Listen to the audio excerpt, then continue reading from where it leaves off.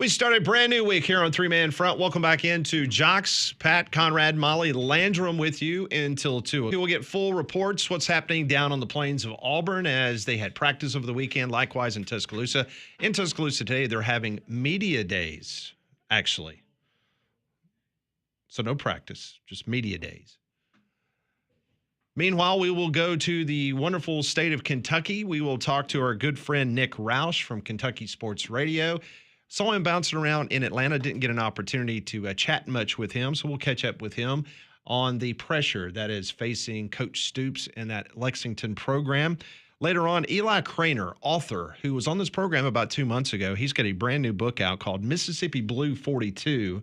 And if you've seen the cover, it looks a lot like the Ole Miss Rebel football team. So we will talk to him about the wonderful world of being an author, detailing a potential fictional Southeastern Conference school. Eric Henry from Horns 247 will join the program in the 12 o'clock hour. It's the Arch Watch. We'll get the very latest on what's going on with him. But we start this morning talking about your Atlanta Braves there, Mr. Landrum Roberts, as they got a big series win against the Cincinnati Reds over the weekend. Yeah, and I guess the significance would be that you had it there at Bristol Motor Speedway and you had to spread out the game over 2 days. But for the Braves fans that made the trip and had to endure a overnight if they weren't planning on staying and an extra day of baseball, they got a win. I appreciate the Cincinnati Reds for their giving back, I guess. This is part of the commissioner's initiative of giving back, cheering. They called the game the Fire Fest of baseball. Yeah, some of the food pictures looked eerily similar. Yeah, apparently if you like hot dogs without buns, and I know you like a good wiener without a bun. No, Pat. That would be other people. Also, there was chips without any type of cheese on the nachos.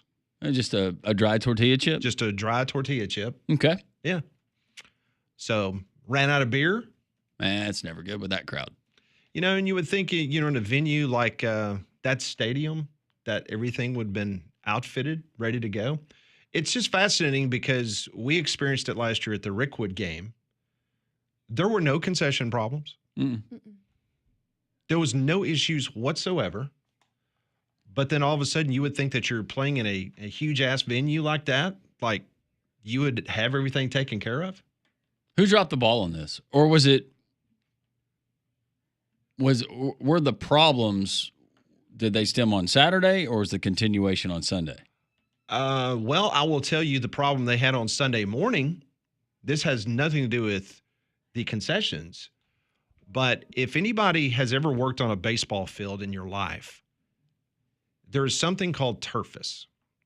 Turfus is a drying agent that is used on infield mixes, especially like when you see the crew come out during a rainstorm, and you saw it the other night, where they bring these bags out and they dump it in and they work it into the infield mix. Back in our day, we called it Diamond Dry, but this is different. Yeah, this is Turfus. That's the name brand of what they use.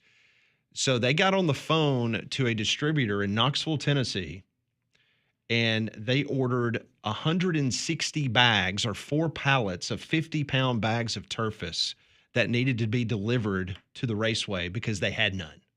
They had basically used everything that they had in their disposal trying to get the game in on Saturday night. So they had to call an outside supplier who then had to literally work to get everything packed up and up to the Bristol Motor Speedway at 8 a.m. Sunday morning so they could get onto the infield and redo the infield because it was in such bad shape.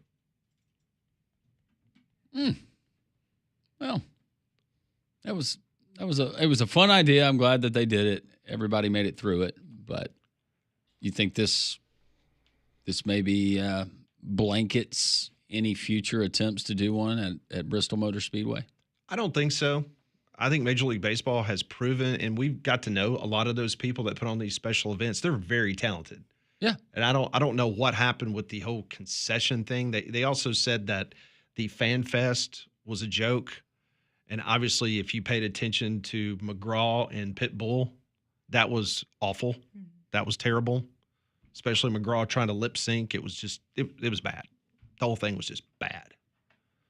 So I had a bunch of people text me the other night, and I said, look, Rickwood was special not because it's in our town of Birmingham, but it was played at a baseball park. It had history. I'm just not about like clearing out a cornfield or let's go to a NASCAR place and build a baseball stadium. It's like you're not my overthinking thing. it a little bit if you're MLB, right? Because I think we all like they're trying to do something cool and unique and offer a unique fan experience. I think we can all applaud that, but it does feel like you're overthinking it a little bit with an event like this. Just go to historic ballparks. I thought even the Field of Dreams game, I loved that. I thought that was an awesome idea. One time, fine. Yeah. And then you saw the ratings. The ratings Yeah, was they not reflected as that. good when they played it the second time. Yeah. So, but the good news is what Major League Baseball is doing is they're taking up the field, they're taking up the bullpens, the batter's eye, everything, and they're donating it to East Tennessee State University in Johnson City. So their baseball program just got a brand new field. Nice. Yeah. Good. So 91,032 in attendance. That sets a Major League Baseball record for a regular season game. So, and the Braves took them a little while, but they got the win yesterday, 4-2. Yeah, and somebody in concessions had to have made some good money that day when everybody realizes they're the only ones with beer or nacho cheese or buns for hot dogs left. And there's the mad scramble. And that's the dumbfounding part is, right? I mean, you can't tell me that Major League Baseball fans are consuming that many more concessions than NASCAR fans, right? No. I mean, it doesn't make any sense. And it was so painful. And I know they were trying to do everything they could, but just trying to have Jeter and A-Rod, them just trying to fill hours of time. It was painful. It was really painful. But the players loved it. The Braves and the Reds, all the players, all the management, they couldn't have spoke any higher than, the whole event. So Lap around the track, that was cool. Mm-hmm. So, but you could tell that they probably shouldn't have tried to get the game going, but they had to because so many people, like, for example, I know that part of the world is used to these big races, but just think of the people that had already booked the rooms or maybe checked out of the rooms then to go to the game, and then all of a sudden you don't have a room. So what happens then? How do you stick around on Sunday? Then you got work on Monday. I mean, it's just a whole thing. Well, and let's be honest, Major League Baseball wanted to play the game on Saturday so you could set the attendance record, and I think that probably played a role in why they started the game because you wanted that number. Absolutely. And you got it. And they sure did. So the Braves win. Braves back in action at home tonight at Truist as they take on the hottest team in Major League Baseball, who is the Milwaukee Brewers. So Eric Fetty will get another opportunity to try to notch a win for the Atlanta Braves. But I do want to bring this up, and this is not a shot, but the Yankees were swept over the weekend by the Miami Marlins. Mm-hmm. Okay? That is the first sweep over the Yankees by the Marlins in their history, ever. And the other amazing thing is the Marlins are now at 500. They started the season 24-40.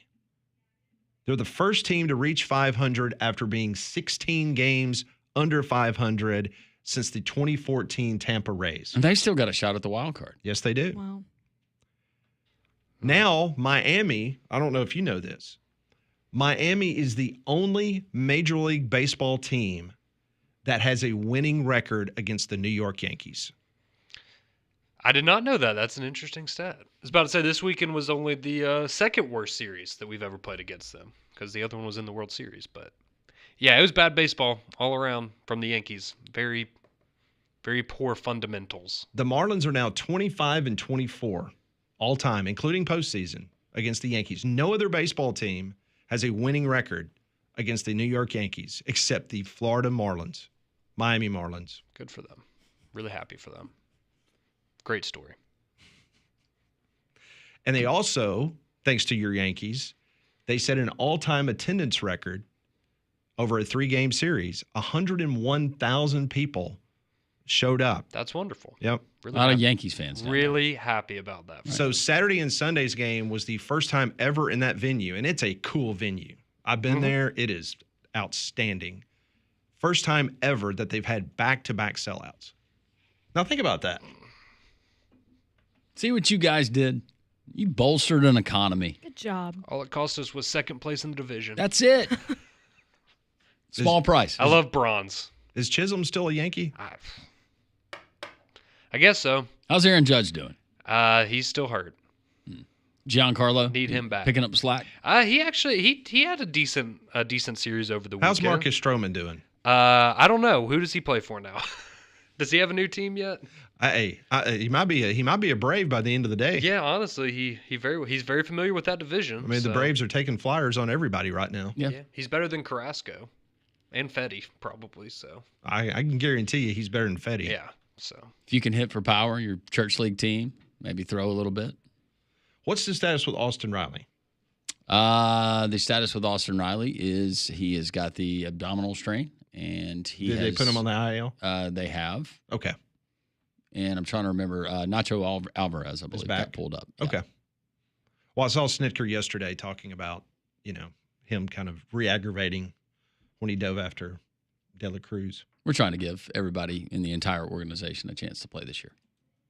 Yeah, you're getting there. So if you're that kid in single A ball right now, One guess game at a what? time.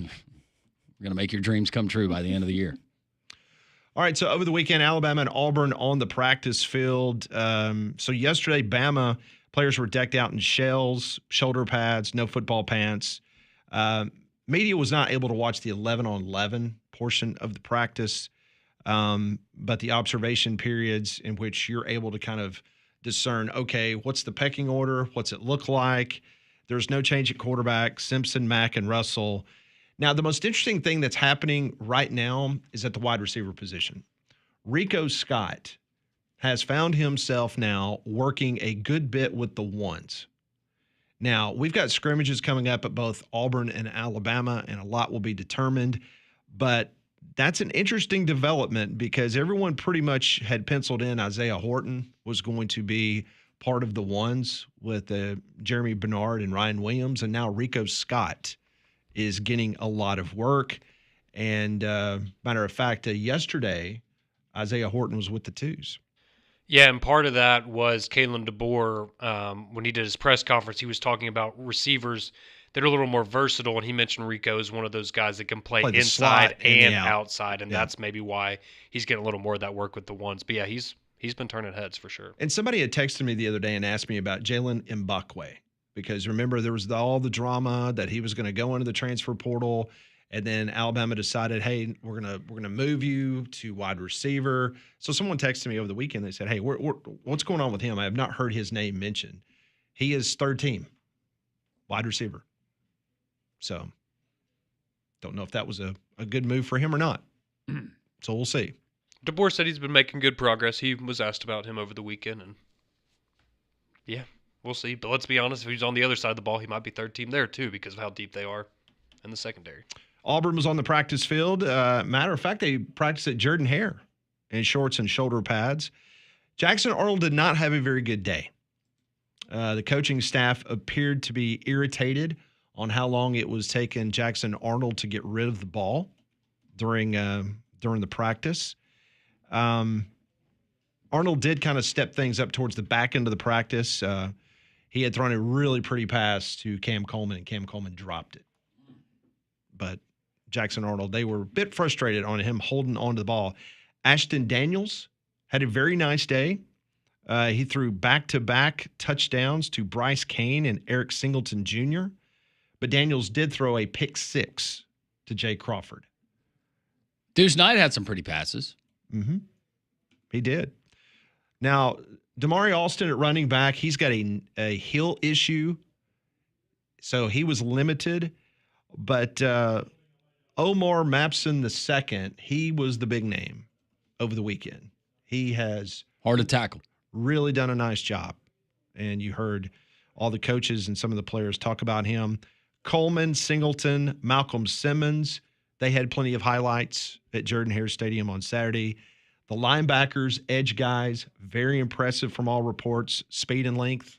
Not making a joke. I'm just telling you, people are there. You need length and girth Length and in girth. this league. And you need speed. And Yeah, speed. And speed. And hands. Amaris Williams, Jared Smith. Jared Smith, of course, we got to see him. You're very familiar with him. He played at Spain Park to Thompson. Yep. Very, very talented five-star. Kinsley Faustin also looks good in the secondary for Auburn, all indications. And the best news, and you heard Hugh Freeze talking about it, special teams. having a healthy McPherson and a healthy group of kickers. Only missed one on Saturday at that practice. So there's your campus reports. There it is. Let's get another week going. And it starts today. Practice is about 45 minutes in as we speak down on the plains of Auburn. So we will probably start seeing some players and some others being interviewed in about an hour and a half as they wrap up. Week 2 is here in camp. Hard to believe. It's crazy. So. You have scrimmages on Saturday. Pretty crazy. Yeah. How quickly Well, Hugh it all Freeze, kind of goes. give us any more nugget sound bites this week. I'm sure there'll be something. One could only in there. hope. Yeah, I was about to say. Just one. Maybe it's somebody else's turn in the conference. Just one a week. That's all we're asking. Just one a week? Just one a week. That's not a lot. With him, we should be able to get that, right? Well, the Alabama heat and humidity can be brutal, but don't let it affect your home and family. Keep them comfortable with an affordable Train as America's most trusted brand for 11 consecutive years. And they're the official cooling partner here at Jox. So go and find a comfort specialist near you at train.com. So where does Alabama Auburn and their position units rank amongst all of the rest of college football? Well, Pro Football Focus, they've got an interesting list. And we also asked your opinion on our Twitter poll question of the day. This is the Monday edition, Reaction Monday here on Jox.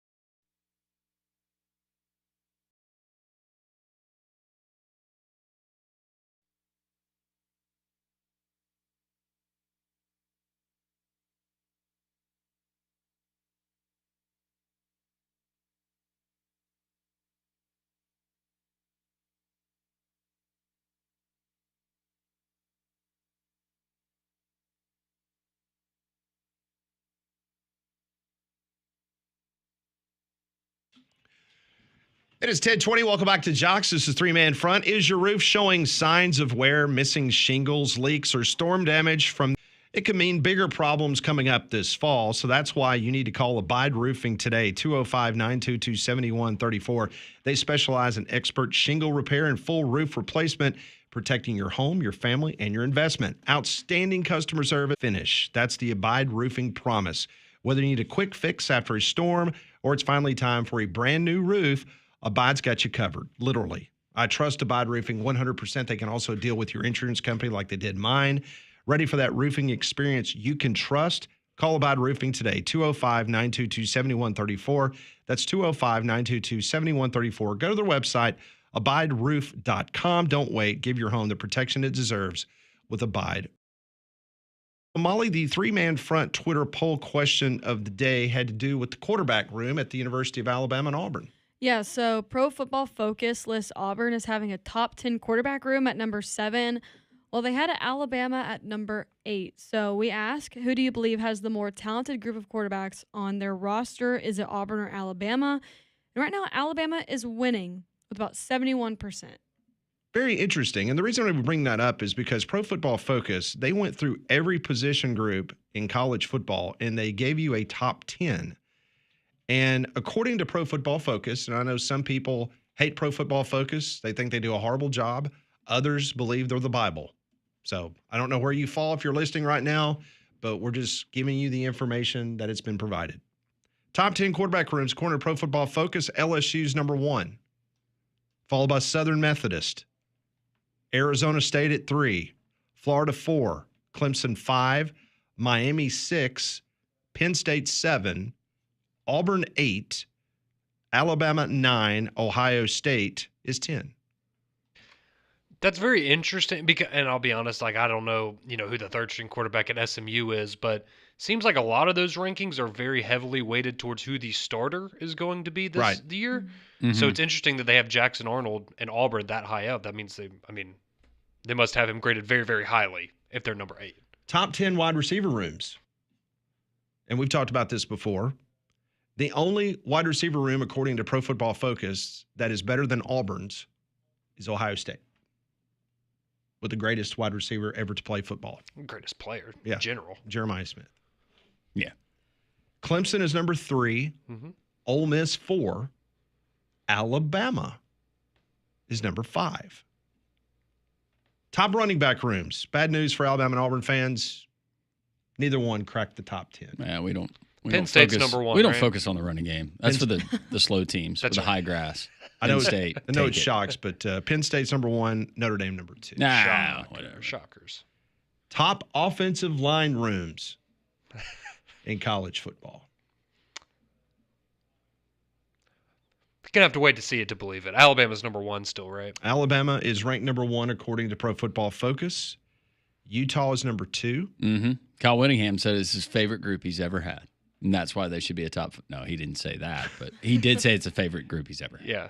Texas A&M is 3. Florida 4. Oregon 5. Iowa 6. Yeah. Auburn 7. Looky there. So Auburn's got a top 10 offensive line according to Pro Football Focus. Top DL rooms.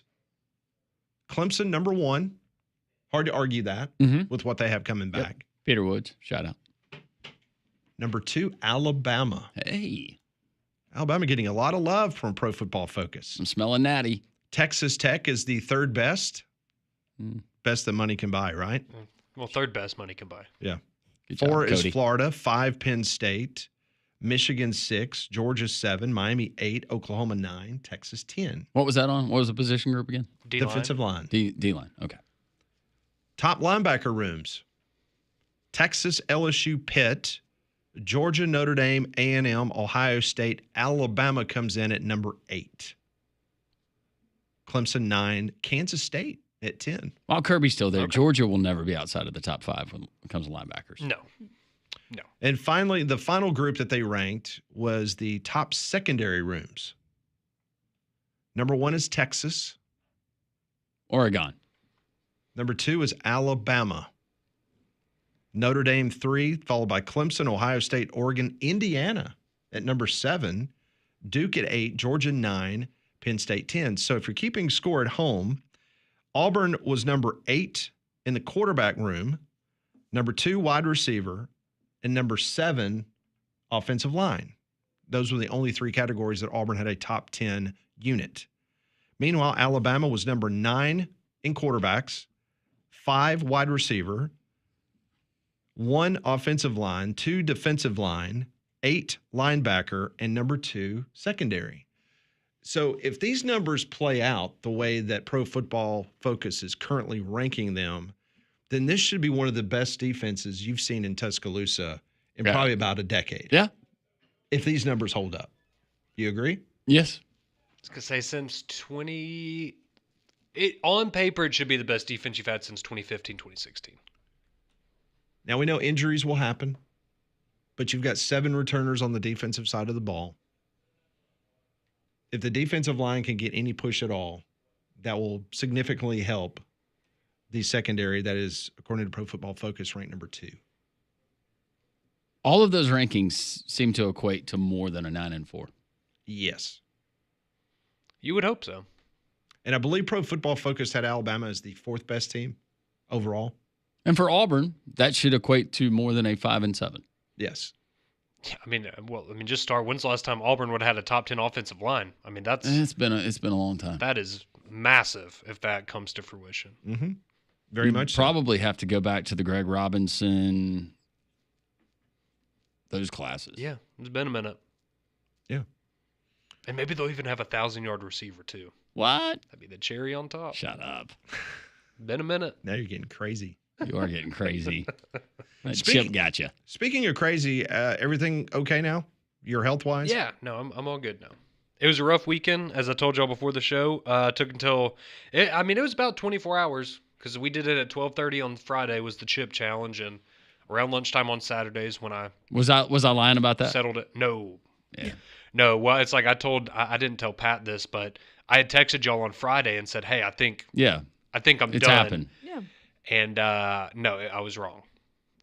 You were right. It was Saturday morning, and after that, it was much smoother. All those little pieces of charcoal and spice have to collect. Yeah, Ugh. yeah. It was rough, but yeah, I picked myself up off the floor and took myself home, took a little nap, and You conquered a challenge, man. I did.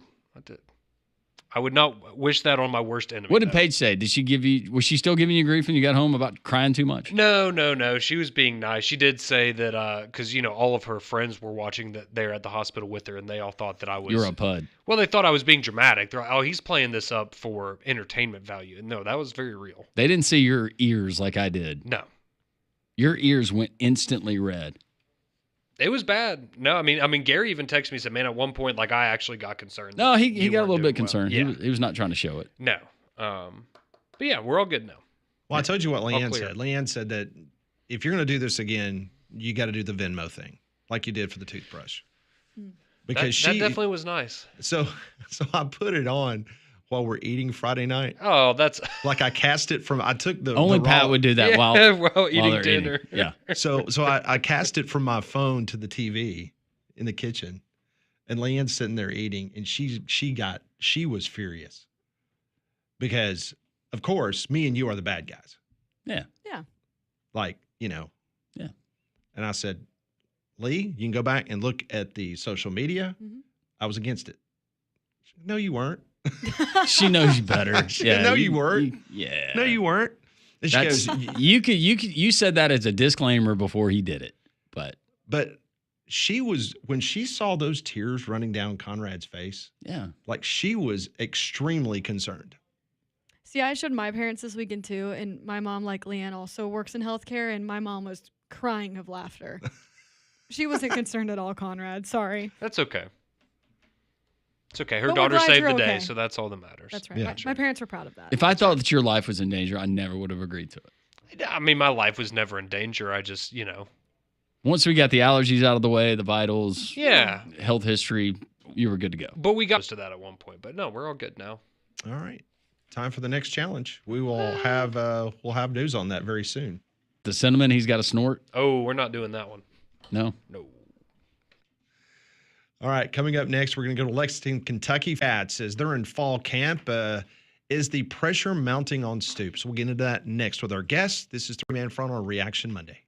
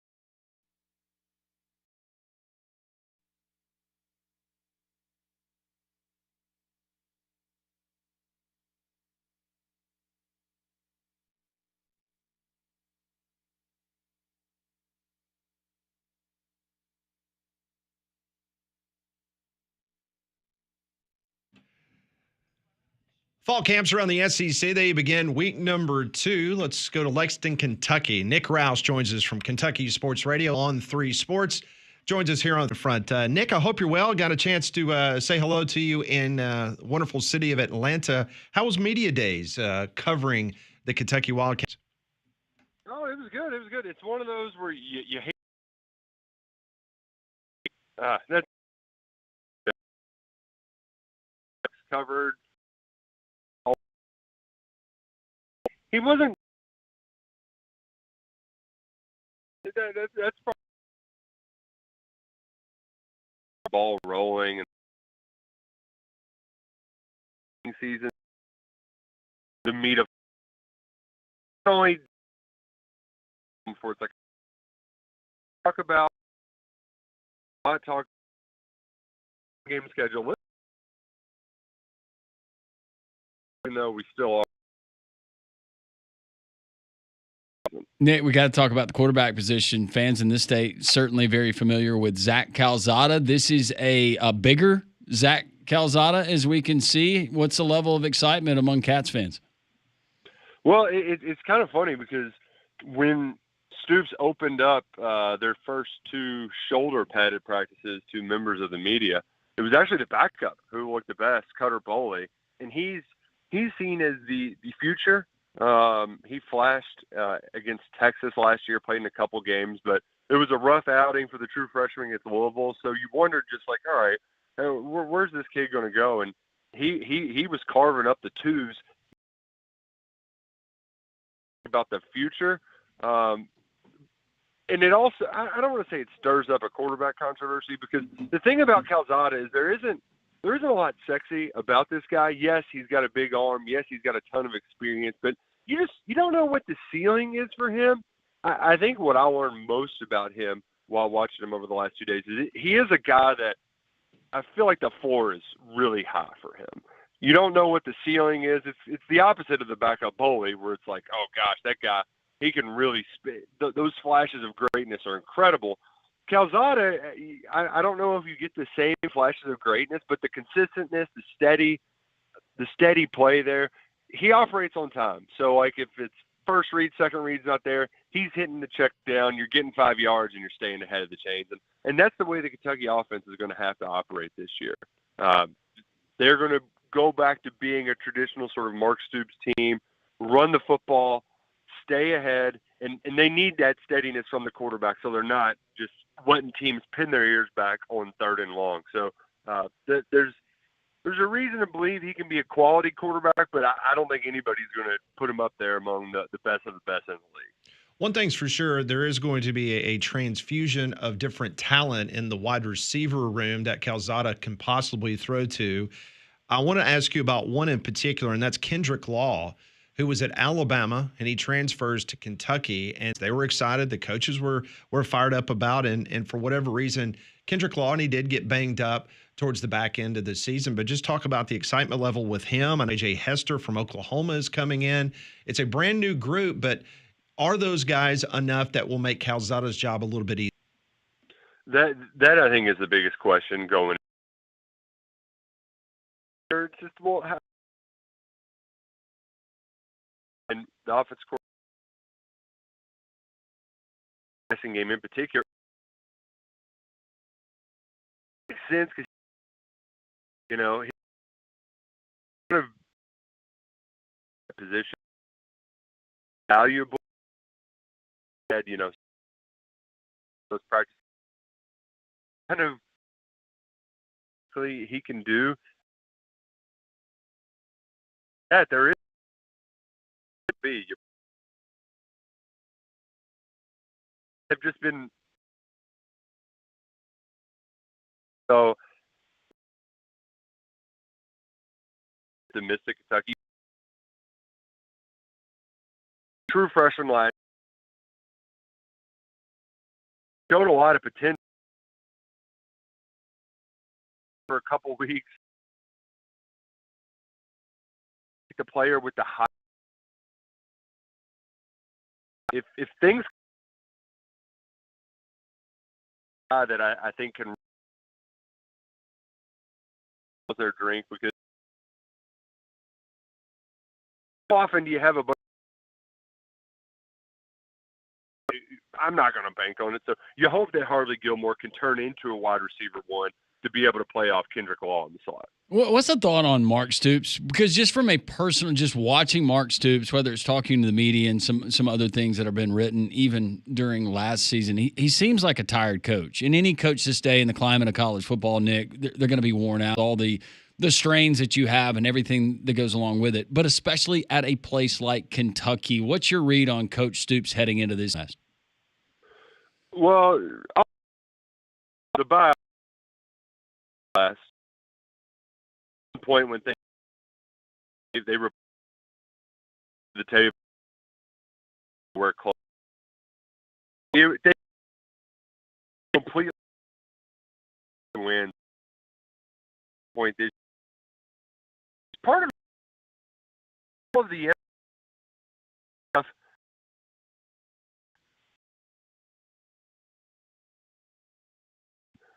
But after the era, what complaints? You're right. He's raising. He felt in his at the university that revenue sharing is all of a sudden going to have everybody playing on the same playing field. But at least in Stoops' mind and the head coach's mind, he can get back to coaching football. He can get back to doing what he loves, and that's being around his team, getting them all buying in. Early on, when they started this sort of backslide in the last 3 years, they tried to take it to another level by investing in top-end athletes, and it just wasn't the kind of player, the kind of team that Stoops has had success with.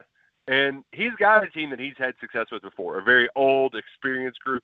You talk to, if you really to characterize this team, it's the island of misfit toys. A bunch of, it's one of the offensive tackles who's a New Mexico State transfer. He called them the beasts of no nation because they are just a bunch of 23, 24-year-olds who are on their last stop who are trying to make the most of it. And I think Stoops is like that. Like they are going to be a team that identifies with his personality, this kind of, I've got a chip on my shoulder, nobody believes in me, and I'm going to prove them wrong. They're really experienced, really mature. So I do think as bad as things had gotten in recent years, Stoops has a team that he can be successful with. Now, is that 7 or 8 wins? No. But could they get to a bowl game? It's not unlikely. They might be playing for that big old, what's that trophy, the Birmingham Bowl, the Colossus? That's a Vulcan. That's Vulcan. The Vulcan. Yeah. I like that. They could be holding up a Vulcan like Diego Pavia was a year ago. That's true. That's true. Nick Roush joins us from Kentucky Sports Radio, part of the On3 network here on Three Man Front. So Kentucky was picked 15th in regards to the SEC media poll. Texas, Georgia, Alabama, LSU, they were the top 4. Nick, who did you vote number 1 and why in the SEC?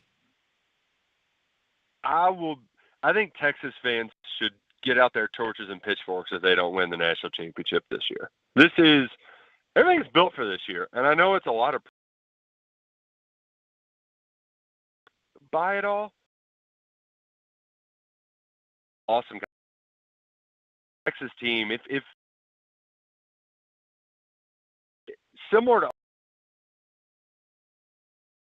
almost in you can do it 2 years at a time, and to see Texas get that close a year ago, knock on that door, it feels like they're going to just kick it down and win the national championship this year.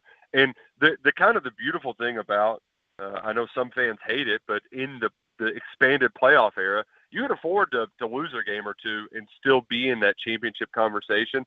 They can go to Columbus and lose that opener, and still that could almost be the start of the championship DVD, right? It might be better for them long term if they did lose that college football playoff rematch. So I think they're game for it. Although the other side of it is Nussmeier is the guy who I believe is going to end up walking away with that Heisman Trophy. Brian Kelly put a lot on his plate last year, and they went and loaded up that wide receiver room. I think they will contend for the SEC title. I don't know if they'll win it or not, but I certainly believe they'll win a couple games in the college football playoff. Nick, going back to Kentucky, just overall big picture, looking at that schedule, it's hard to find more, for me anyways, more than 5 wins for this Kentucky team. Big picture, what are you looking at win total? Well, that's the part where it's tricky because the schedule's so front-loaded, and Mark Stoops' best teams have always, early on, you got a scenario now. There's so a lot of it on Ole Miss. Stoops contrasting styles with things have been decided by 10 total points. So that game is a big one. It'll be Austin Simmons' first career start. They have the lowest returning production of any team in the SEC, and Kentucky's got 50 new players. So I know both teams. It's a lot of new look stuff, but there's a lot of experience on Kentucky's side. If they can win that one, then it does open the door for you to potentially to get to 5 or 6. I was having a conversation with Connor O'Gara from Saturday Down South, and I know everybody loves Lenore Sellers, but I always thought it was kind of funny that Dal Loggins, the offensive coordinator, it's like, if you got this guy who's going to be a future top 5 pick, why would you leave him? And part of it's because just what does Lenore Sellers have to work with? Their best pass catcher is a dude who I think should be playing edge, right? Like, they lost, I know Dylan Stewart's back, but they had, 4 guys get drafted off of that defense? So I know Williams-Brice Stadium, I think that's the most underrated, difficult place to play in the SEC.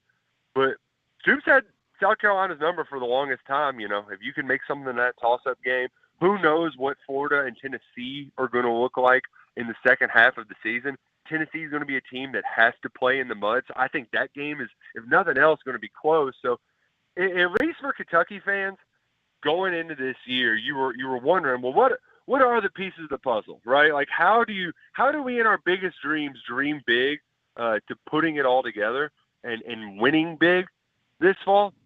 Kentucky's made it clear, instead of going after star power, they're going to try to win by volume, where the sum is greater than the parts.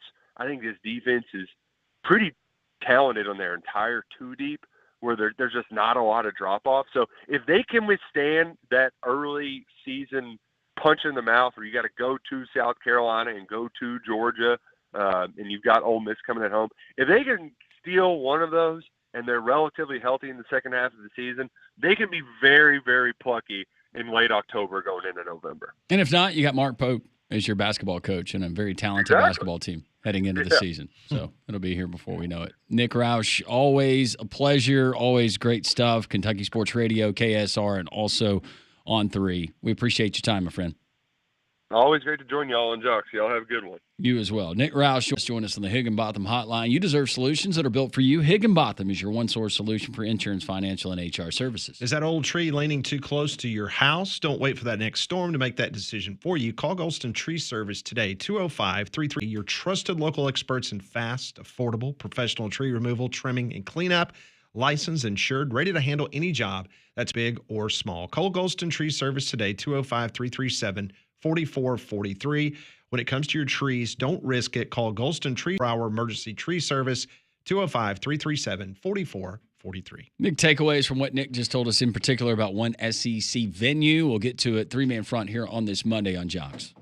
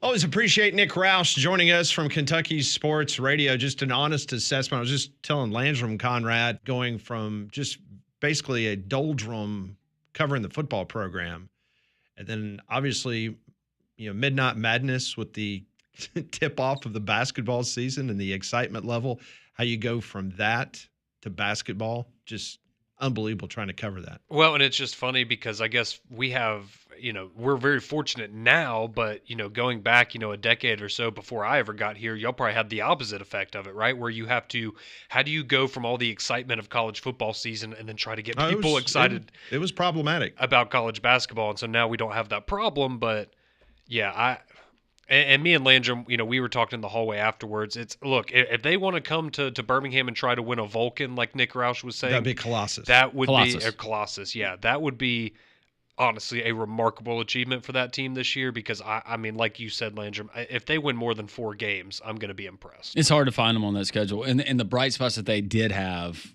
were Barry and Brown and some of the other playmakers and guys that could turn it. But hey, if they're taking the mantra of it's us against the world and we're the island of misfit toys, and albeit I just don't see a whole lot of light at the end of the tunnel for this 2025 season for that team. What he said about Williams-Brice Stadium, though, and we circle it back to Alabama, that venue, I agree.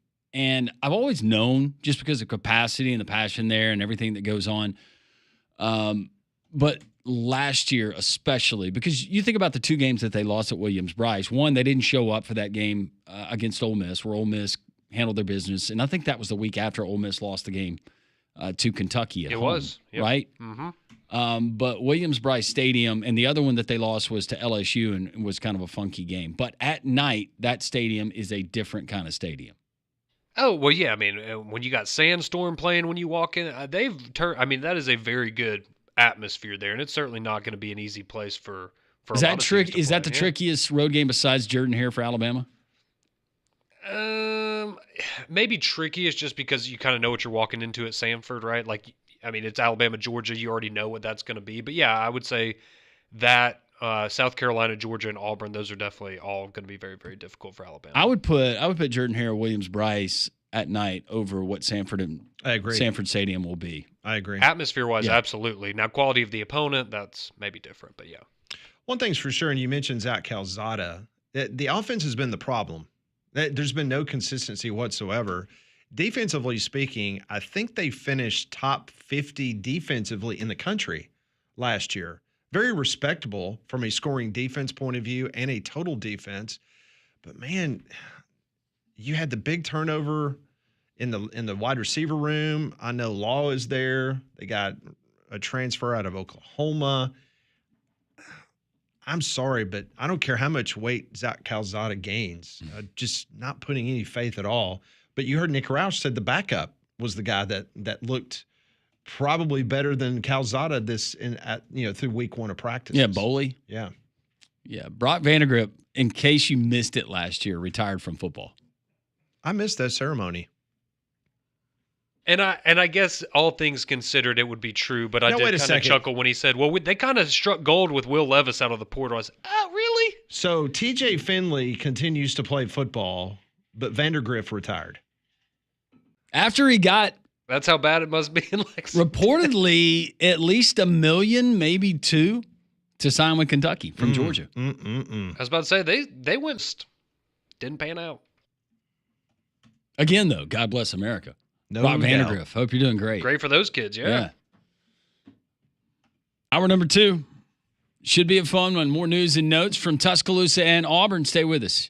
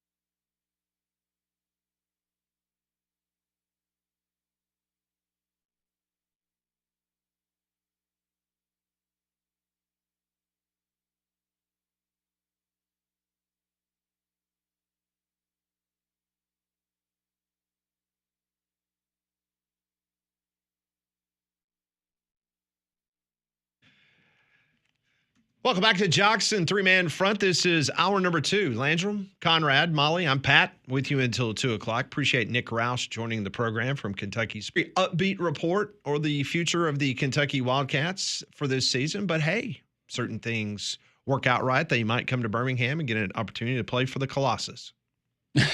That's right.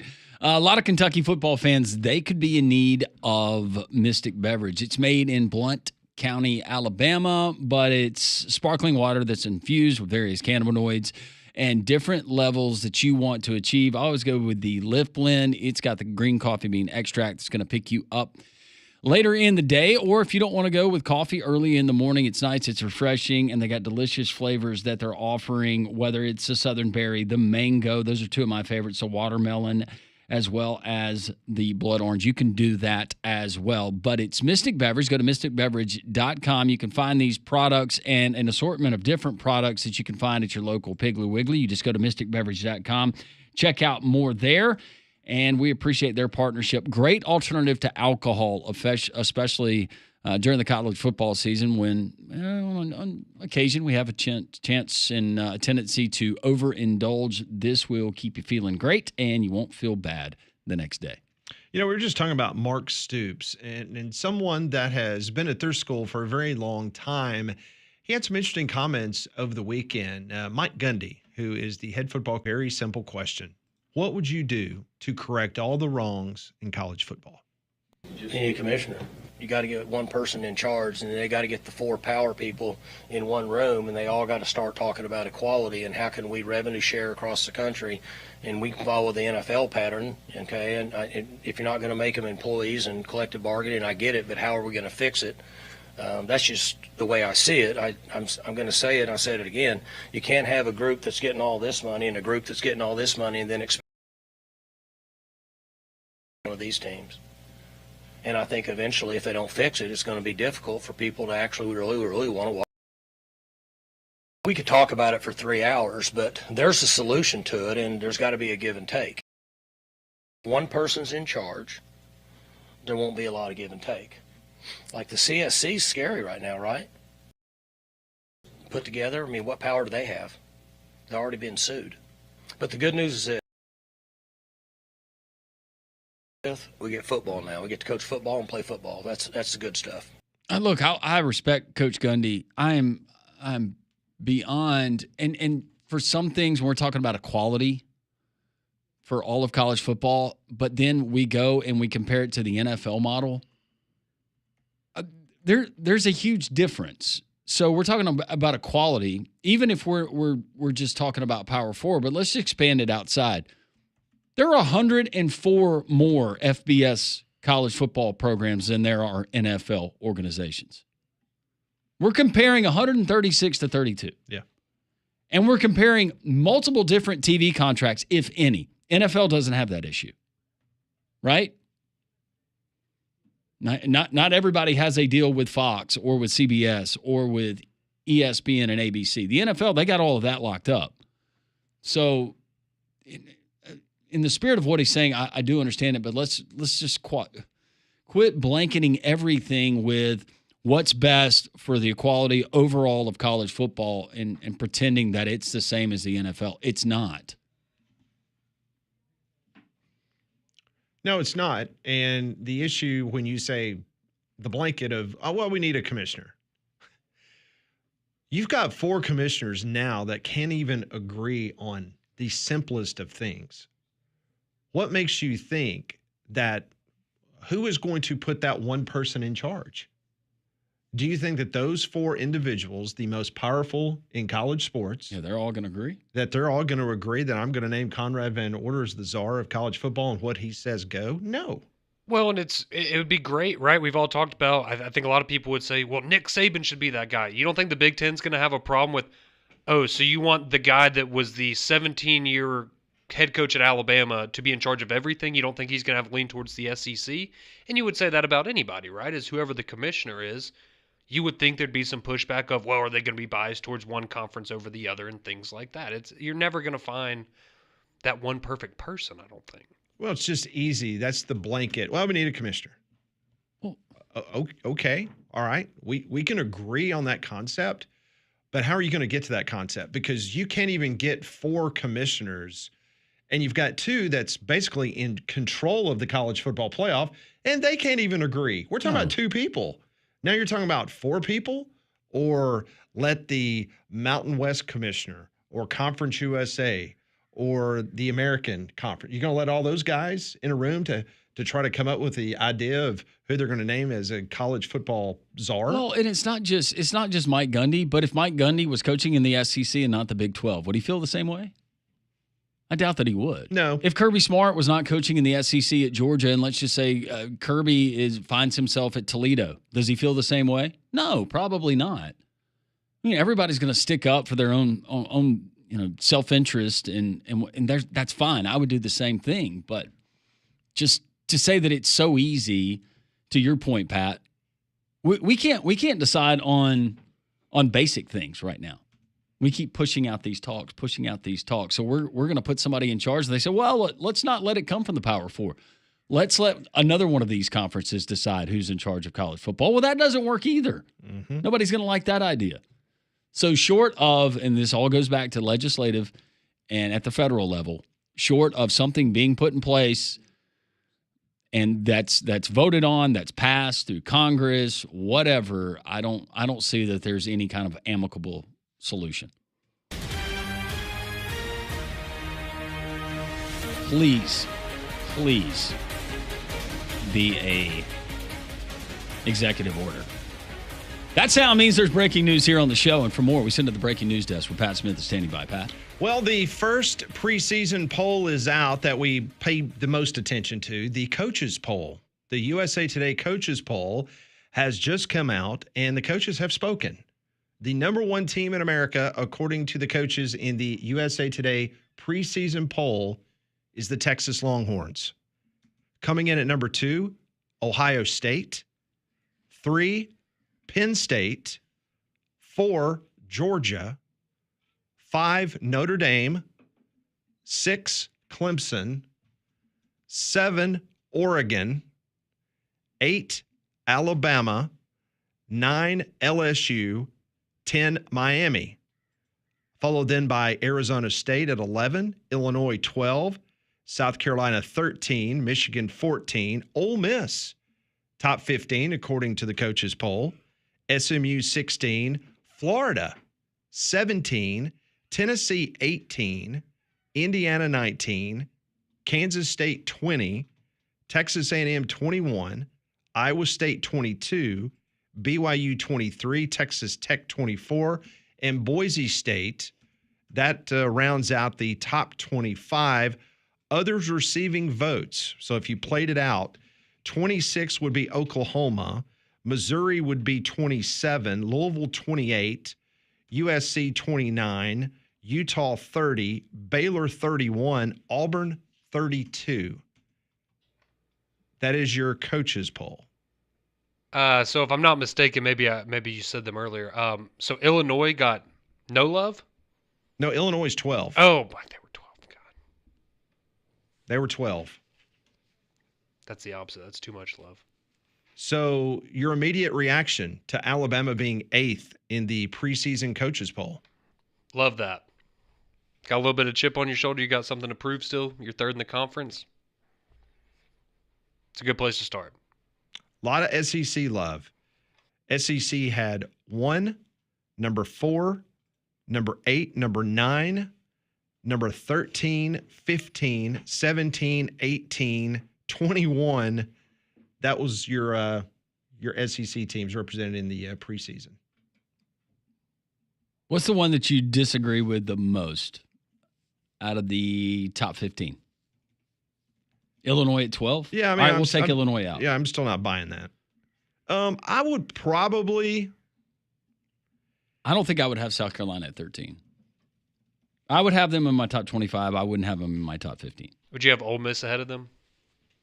I would, but the reason I would, because of Ole Miss's schedule. That's fair. I'm still surprised that, because a lot of people seem to not be buying into Joey Aguilar at all, and the fact that Tennessee is still getting a lot of top 25. Yeah, that's a little surprising. I would have Texas A&M higher than Tennessee. I would probably have Oklahoma higher than Tennessee as well. Yeah. And they were 26th. Yeah. So, Very interesting Hmm. what the coaches have voted. Texas, Ohio State, Penn State, Georgia 4, Notre Dame, Clemson, Oregon 7, Bama 8, LSU 9, Miami 10. I'll tell you what billionaire Cody paid for that Texas Tech roster, if they finish 24th, Joey McGuire's going to be looking for a job. It's like, but we paid in softball and we went to the College World Series. Isn't that how it works in football That's the too? problem. I know that Cody's a sharp guy, and he didn't make all that money by chance, but I mean, what if they go 7-5 or something like that? I mean, So what about Baylor being 31 and Auburn being 32? that's pretty cool. quite the matchup. Absolutely. That's going to be a great game. It should be. Taking any rooting interest, whatever, outside of it, it should just be a very good football game. Molly's busy doing something on social media, but Nebraska came in 39th. Okay, top 40. That's not bad. You're on the Billboard charts. Mm-hmm. Top 40 gets you a bowl game, right? Absolutely. Yeah, you can fight for the Colossus. Gives you a chance. We need to start a petition to For the rename Colossus? the To Vulcan. rename it. Yeah. Name it Colossus. I keep thinking about what's the is it colostrum? What? I'm not familiar with that one. What are you talking about? That sounds like a medicine. It is. It's a powder. I thought you were just talking about the bag. It's a powder that I Colostomy might have seen bag. someone adding to their coffee. And no, you're thinking about something totally different. This might help you poo too. I don't know. No, colostrum. That's it. They sell that stuff, and maybe someone I know, not being me, puts it in their coffee Oh, okay. Oh. or a smoothie. Okay. So the AP poll will come out, the preseason AP poll will come out next week. I was reading some folks have already posted their ballot, including Brett McMurphy. He had Georgia 1, Penn State 2, Texas 3, Clemson 4, Bama 5. Oh, Brad. Let me kind of scroll down. I'm like Conrad. I think 8's a sweet number. Yeah, we're past the days of. It says, hey, there's expectations, but let's.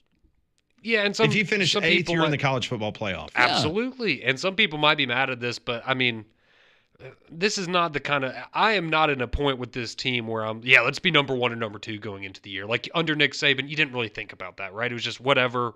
Roll the ball out there, let's go win, and you're probably going to. Who do you trust have a more really as the good starting chance. quarterback? Arch Manning or Ty Simpson? I mean, I would take Arch Manning over Ty Simpson, but I got faith in Ty. I don't know if he's going to be Arch Manning, but he can See his tail right there. good. He's pulling on the drawstring of Yeah. his hoodie. You can tell. He's getting nervous. I would take Arch Manning over Ty Simpson. I feel like it'd be dumb not to. Okay. He looked really good against ULM last year. Yeah, he did. Really good. Just saying, he's on Alabama's schedule. All right. Well, there's your coaches poll. It's almost here.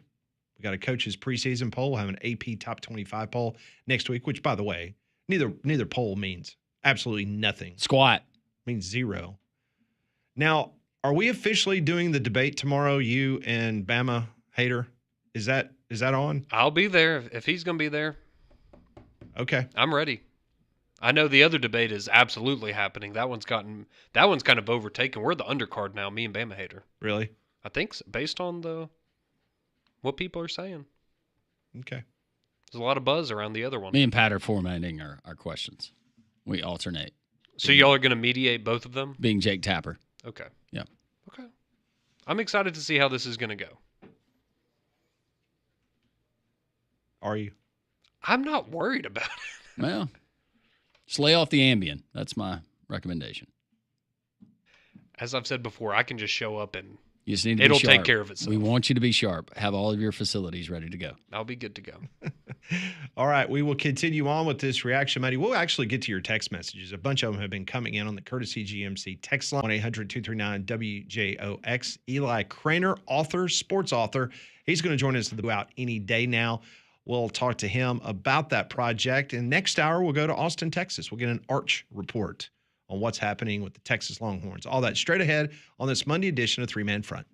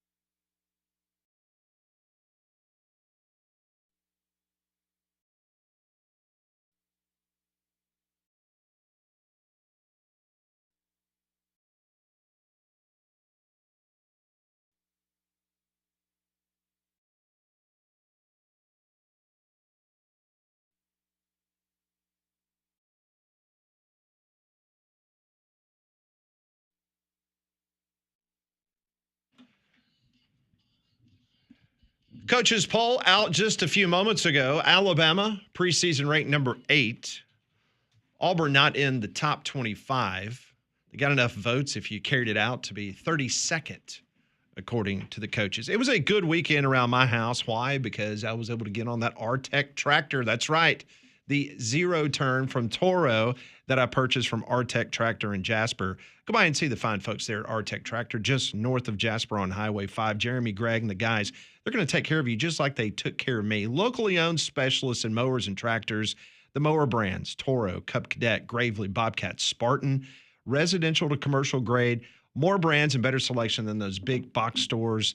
Tractor brands like Mahindra and Bobcat, everything from large home acreage, small homesteads to large farms. How about those hunting plots that need to be taken care of? They got you covered. Knowledgeable sales department that will advise you on the purchase.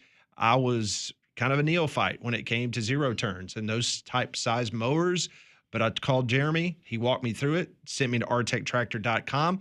I picked out the one. He told me that was a great brand, great mower, and that's what I did. You can too. Just north of Jasper on Highway 5. That's rtechtractor.com. You text them in. We will read them on the air if they are appropriate. 205-834-9450 on the Jox text line. First text that comes in going to our Twitter poll question of the day, which we put up at the number 3 man front every single day. Why don't y'all just do the fandom poll for your audience? I bet it matches every other poll in Bama's favor. We appreciate our Alabama listeners voting and listening.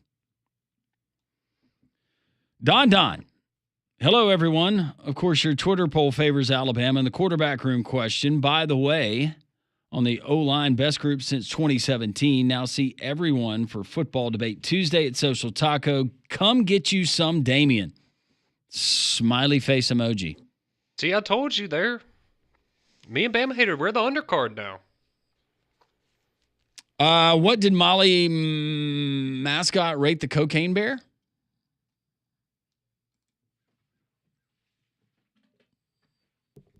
I gave it half a star. One of the worst ones she's ever laid eyes on. Didn't you say it was the worst movie you've ever seen? It's the worst movie I've ever seen. Ever. Not just your series, but just ever. Well, keep in mind, I haven't seen very many movies. But even some of the horror movies that you accidentally saw as a younger those might be worse because I just don't like horror. Posey, back to our interview with KSR's Nick Roush talking Kentucky football. I'm sorry, but this Kentucky reporter sounds like Tommy Chong. LOL. Tommy Chong. Wow. I'm good with the. I'd never heard that, but I'll have to go back and listen now. It's just a funny comparison. Labrador, man.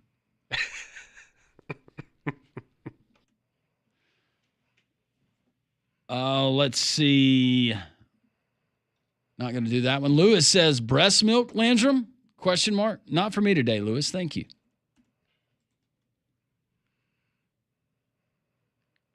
I'll stick with the old skim milk. Does that have something to do with the colostrum conversation? Like what? It does. I'm like, where did that come from? It absolutely does. Drake says, I'll take my Florida Gators at preseason number 17, but I thought we should have been ranked over South Carolina. I thought South Carolina was too high in the preseason. Coaches poll, in case you missed it, they come in at number 13. Alabama at number 8. Auburn is at, 31, 32? 32. 32, right behind Baylor at 31.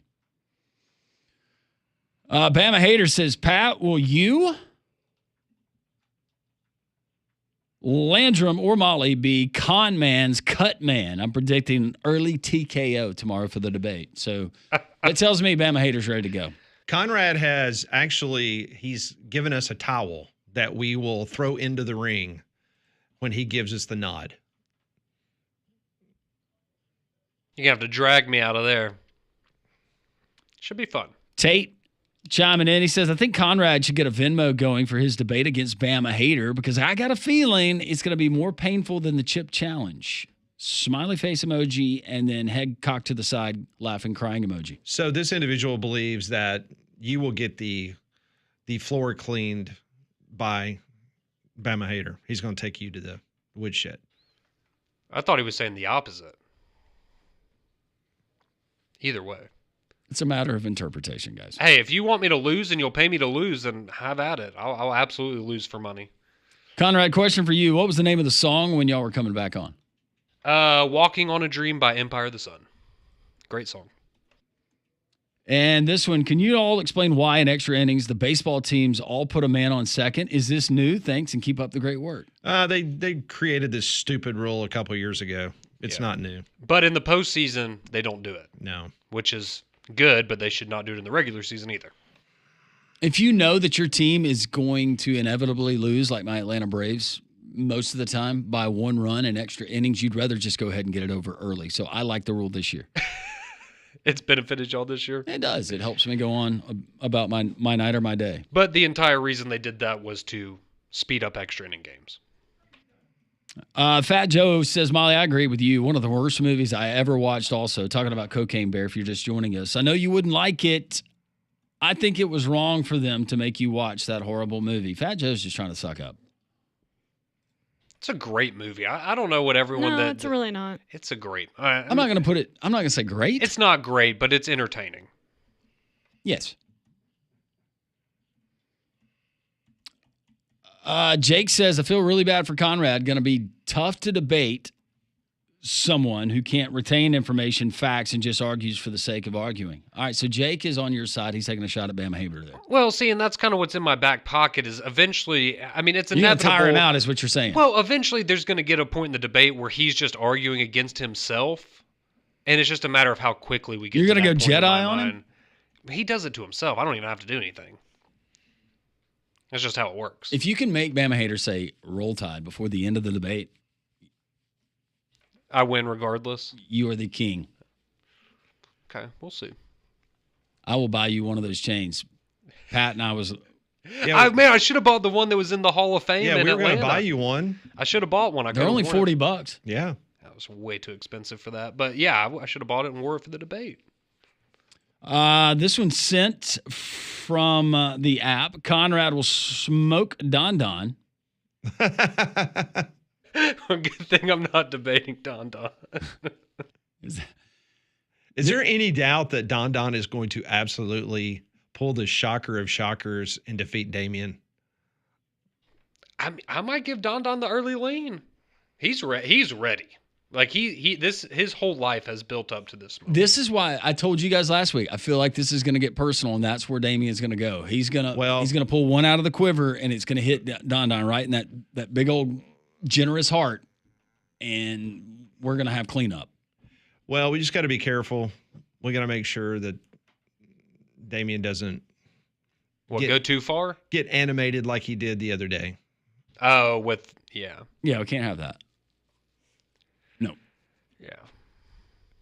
And if I was Don Don, I would absolutely, that's how I would attack Damien. Oh, yeah, absolutely. Oh, well, if you're Don Don, you just,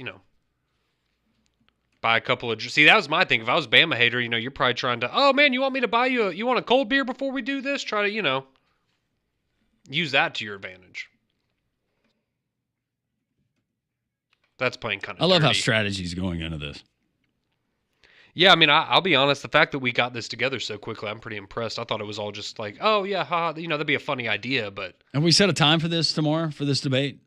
So this can be appointment listening? No, or we joining haven't. there Well, at Social first off, Taco? I have not. I gotta talk to Damien because Don Don's asking like, what time are the undercard? Like, what time's the undercard start? Because Damien's got stuff he's got to take care of up here right, before that's he can. why we got to figure out what's going on with him before we set that. So, Are we gonna do it back to back? Like, what are we? Do we have any ideas with that? Or are we gonna break it up a little bit? it depends on the timing for everybody because I'm sure Bama Hater will be there early. Yeah, it would help if if you could text say him, we Bama have the Hater what debate. time you're going to be here. We have the That'd be debate. good to We'll know. have a little bit of a build-up in the intermission, and then we'll feature the debate versus with you and Bama Hater. That's the main event. Based on what people are saying, I don't know anymore. But that is what started it, yeah.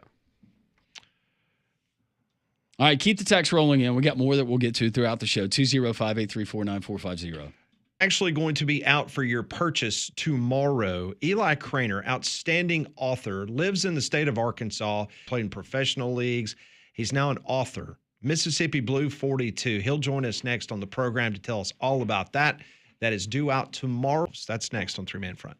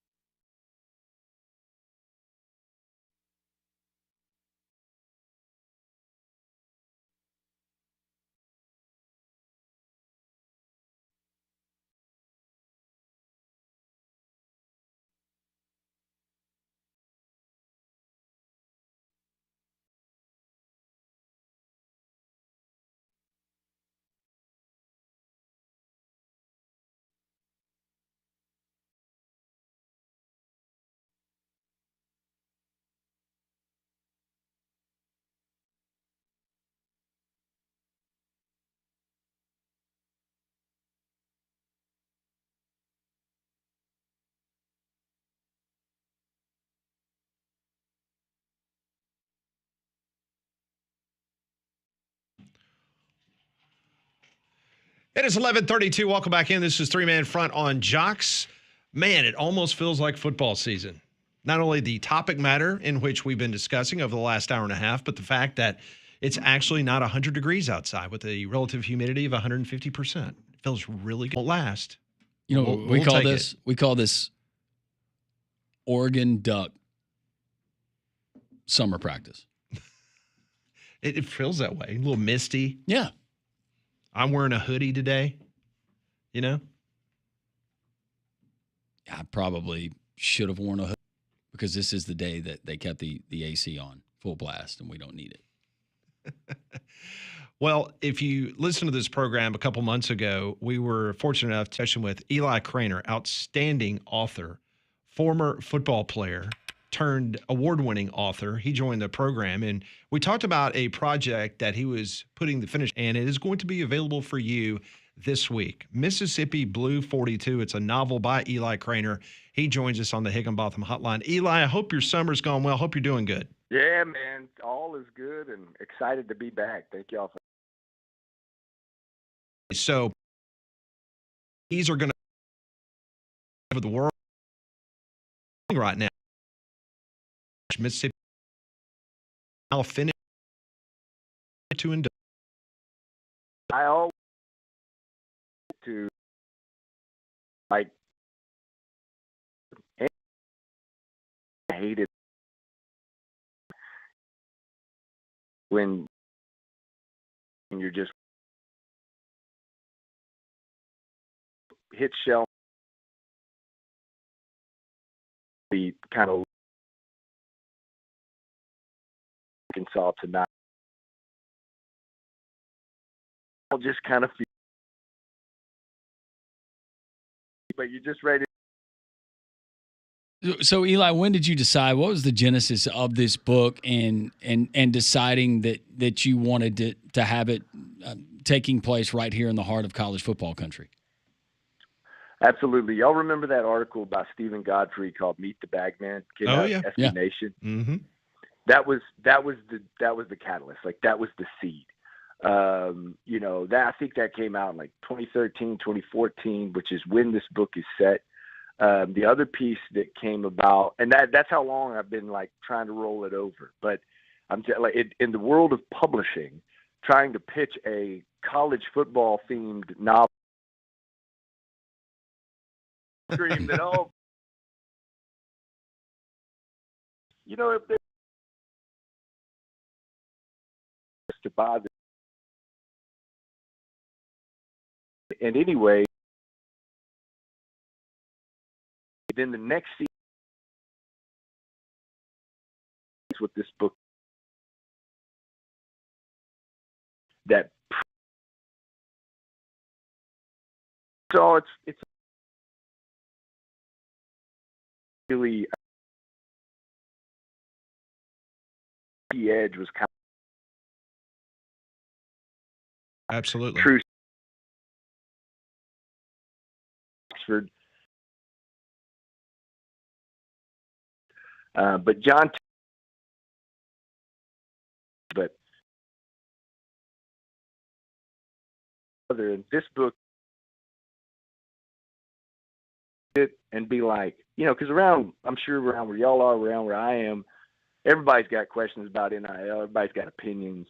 And this book, through a kind of a funny way to go at it with this alternate history, I hope people could read it and be like, oh, okay. Like, they have a more understanding of what the world really was like in college football leading up to all this stuff. Well, it's interesting because the last time you were on, Eli, I asked you about the cover art for the book. And it's very similar, the player, very similar to what the Ole Miss Rebels wear. I mean, these are all fiction. This is a fictional nod to that art and kind of drawing the reader in regards to what this fictional Southeastern school in football is dealing with. Mm-hmm. Yeah, fictional. The publisher, they actually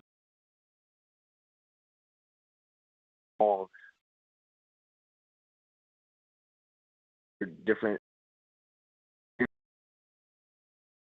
back with like did that, but your quarterback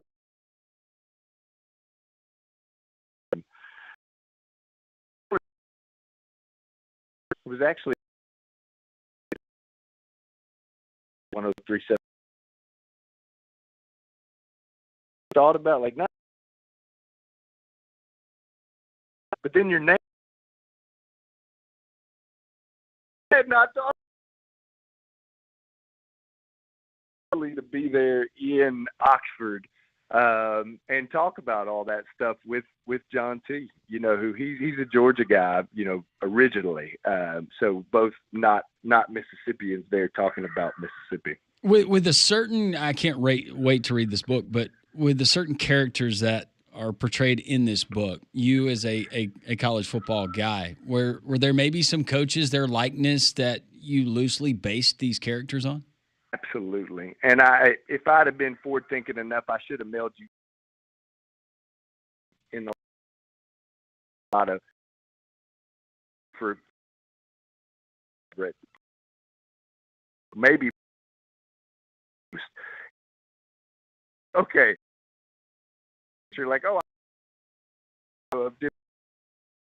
those and weird to be true. This is those sound bites, that I know radio shows love to throw out there from the post game pressers and everything. Yeah, I had a blast. I mean, I actually had like an old composition notebook that I was keeping for seasons of just the craziest stuff. The stuff that made me laugh out loud when I saw it. And that's what I tried to get all into this book. Well, the book is Mississippi Blue 42. It's a novel by Eli Craner, who is our guest right now, and it's available starting tomorrow, 384 pages. And so let me see if I get this straight. Her father was a national championship winning coach, and she gets assigned, she's fresh out of Quantico, to the state of Mississippi to investigate. Can you pick it up from there? Totally. And she doesn't want to be there. You know, she's top of her class. She's got her heart set on a joint terrorism task force, you know, doing big things. And the last place she wants to be is on a white collar, really investigating possible fraud at a college. But she knows why she's there. They put her there, you know, because they think she's going to know enough about it. But the truth is, her dad's really kind of sheltered different things.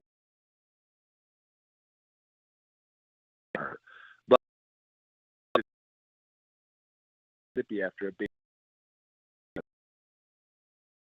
fall roof, which now so the now has to dig in,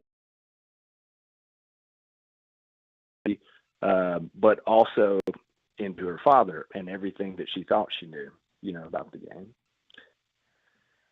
Eli, when you're writing, and again, as I'm reading through this book, when I get my copy, I'm just wondering what exactly to expect, and I'm not wanting you to divulge all the surprises that you had before. But am I going to find myself going, you know, I could really see this happening in college football? That's the hope, and I mean, none of it that is in there. You know, for like I said, like from that article, I mean, a lot of this book takes place in or around Waffle Houses. And if you remember from that Stephen Godfrey article, you know, about that was where a lot of the bagmen business went down, you know, so I was pulling off of stuff like that.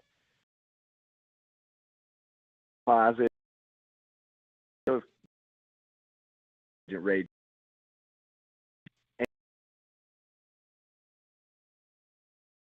13.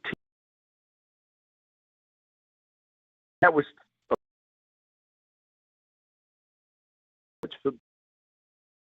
being the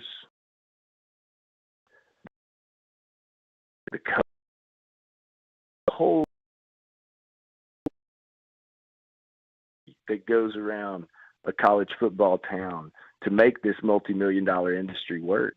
She's the catalyst. She's the point. She's the lead. She's digging into this stuff. But, man, the supporting cast is full of impact players, in my opinion, as well. I was going back to 2013, and you kind of referenced that time period. I'm just wondering, do we get any kind of reference to crab legs at a grocery store from a particular college athlete? Man, I'm telling you, you guys are on it. I mean, that was the thing. Like, that moment in time was kind of that fracture point, or at least, you know, in the O'Banion case was going through with the NCAA. You know, I had played for one season at FAU, but there was a third string quarterback on the 2007 EA Sports game that would happen to be from Arkansas, and I was the only Arkansas guy on the FAU roster. So, like, I remember getting that manila envelope in the file about this case, you know. So there were all these things that were stirring at that moment, you know, that would eventually lead us to where we are now. And that was why it was important for me to put this there, so that, yes, you can have all these things that, if you're a fan, that's been the funniest thing, is right now a lot of the early people reading this book, you know, they're reviewers, they're mystery crime thriller people. And the thing they keep saying is, like, this book is for college football fans. You know, I don't know if this book is for, like, your traditional mystery or thriller. And it's really not. I don't know what to compare it to. I mean, if you've read Carl Hyacin, you know, he had a show just came out with Vince Vaughn called Bad Monkey on Apple TV. That's outstanding. And Carl Hyacin's the guy. Oh, well, and he did Striptease with Demi Moore back and Burt Reynolds back. He's the guy that wrote the novel, and that's what it would be like if Carl Hyacin wrote a college football book. That was kind of the tone I was going for, and in terms of what it really is like. Well, the book is outstanding, and everyone can get their copy starting tomorrow. Mississippi Blue 42, a novel by Eli Craner.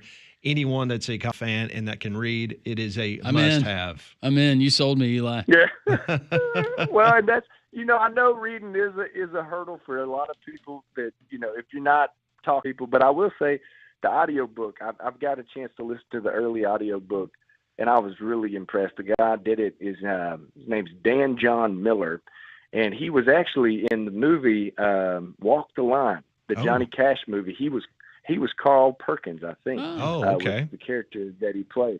So you can go check out old Dan John, and he does a really cool job of he kind of tells the whole story with a sly grin, and it sounds, the tone's just right. I'm trying to cast the movie now. I've got to know before we let you go. Special Agent Ray Johnson. I'm picturing Jodie Foster, Silence of the Lambs. What? Oh, nice. Yeah, I've always kind of had like a Jessica Chastain. Okay. Yeah, that's good. Jessica Chastain's kind of played that agent role in a couple of things.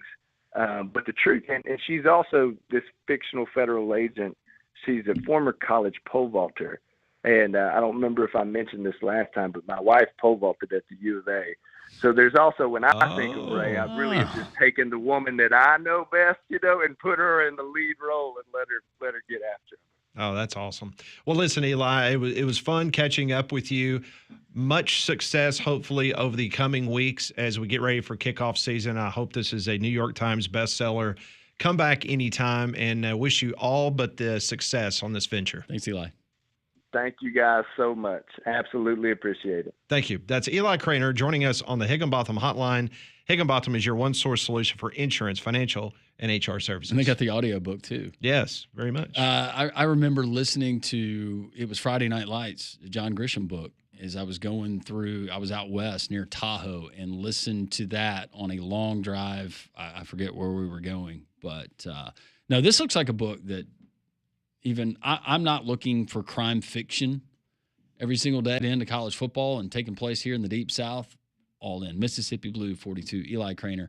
Appreciate him joining us, insurance, financial, and HR services. Great interview. We hope to catch up with him again as this thing becomes a New York Times bestseller. More three-man front on this Reaction Monday. This is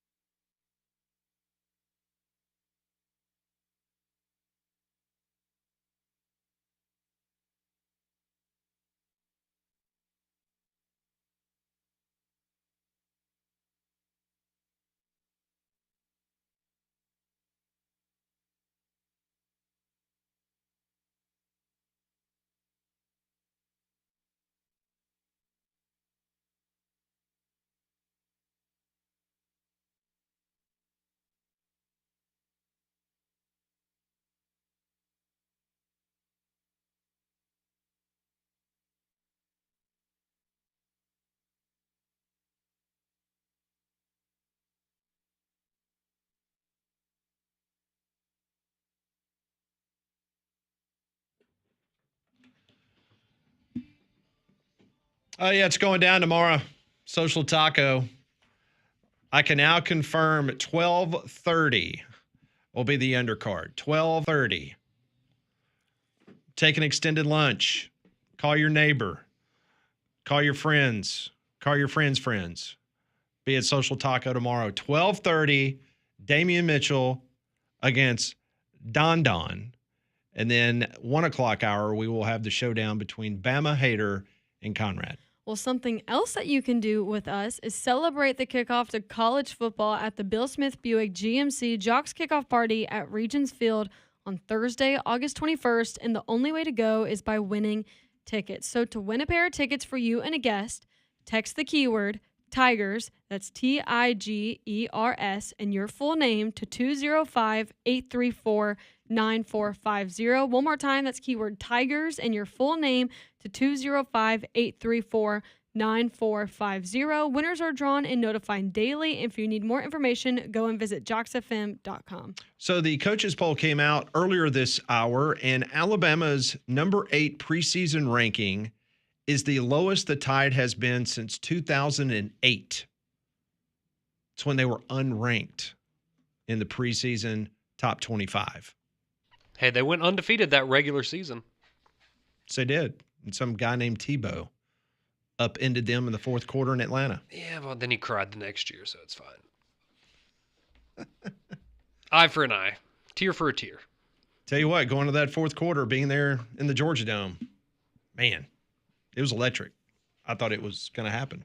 Thought Bama was going to take care of business, but man, Tim Tebow was just, woo. It was a great game, though. It ruined an office company Christmas party. Did it? I was a part of, yeah. Did it Oh, we definitely did. Oh, was the party going on during the... Yeah. Ooh. Yep. Yeah. That's unfortunate. It was not the jolly time that we thought it was going to be. Was it a jolly time at the next year's Christmas party? I think the Christmas party was on a different day, so we didn't get to I was about to say maybe they changed the schedule. Well, I think we learned our lesson. Yeah. Yep. Let's do that on a Friday night, not on a Saturday. Yeah. So you were feeling good about Alabama being preseason 8. Do you think that's a good spot? Yes. I'm happy with that. Okay. I was surprised that the coaches are not buying James Franklin and Penn State. No. They're putting Ohio State ahead of them. And I think that's right, but I'm just surprised because all the polls you've seen up to this point about Ohio State, kind of around where Alabama is. But yeah, I think they deserve to be top 2 or 3 in the country. You know, it's funny because there are certain programs when you throw in a brand new quarterback, that is like the end all be all for someone. Prime example, doesn't seem to bother that Georgia's basically having a brand new quarterback. Yep. Or Notre Dame's got a brand new quarterback. I would have Clemson ahead of both Georgia and Notre Dame. Or Oregon. If I were, yeah. But meanwhile, all the questions about Alabama's new quarterback, you got Carson Beck at Miami. Miami's at number 10. Maybe that's why Illinois is in there at number 12. Luke Altmaier. Yeah. Coming back. It's huge. So if you missed it earlier, Texas was 1, Ohio State 2, Penn State 3, Georgia 4, Notre Dame 5, Bama was 8, LSU was 9, South Carolina 13, Ole Miss 15, Florida 17, Tennessee 18, Texas A&M 21, Oklahoma would have been 26, Mizzou 27, Auburn 32. So with all these teams like you're talking about that have the new quarterbacks and still being ranked highly, and this is just me, if I was to bet on any of them to just go in there and not have any issues, it would probably be Julian Saint at Ohio State. Just because of what he has around him. Yeah. I find it hard to believe that that's not going to work out, but you never know. We are halfway home on this Reaction Monday. We will continue to take your text message. 205-834-9450. 1-800-239-WJOX is the phone number. Reaction Monday. We'll go to Austin, Texas at 12:30 for an Arch report. So what's going on with Arch Manning and the Longhorns. Now, preseason coaches poll ranked number 1. Tuned right here on Jox.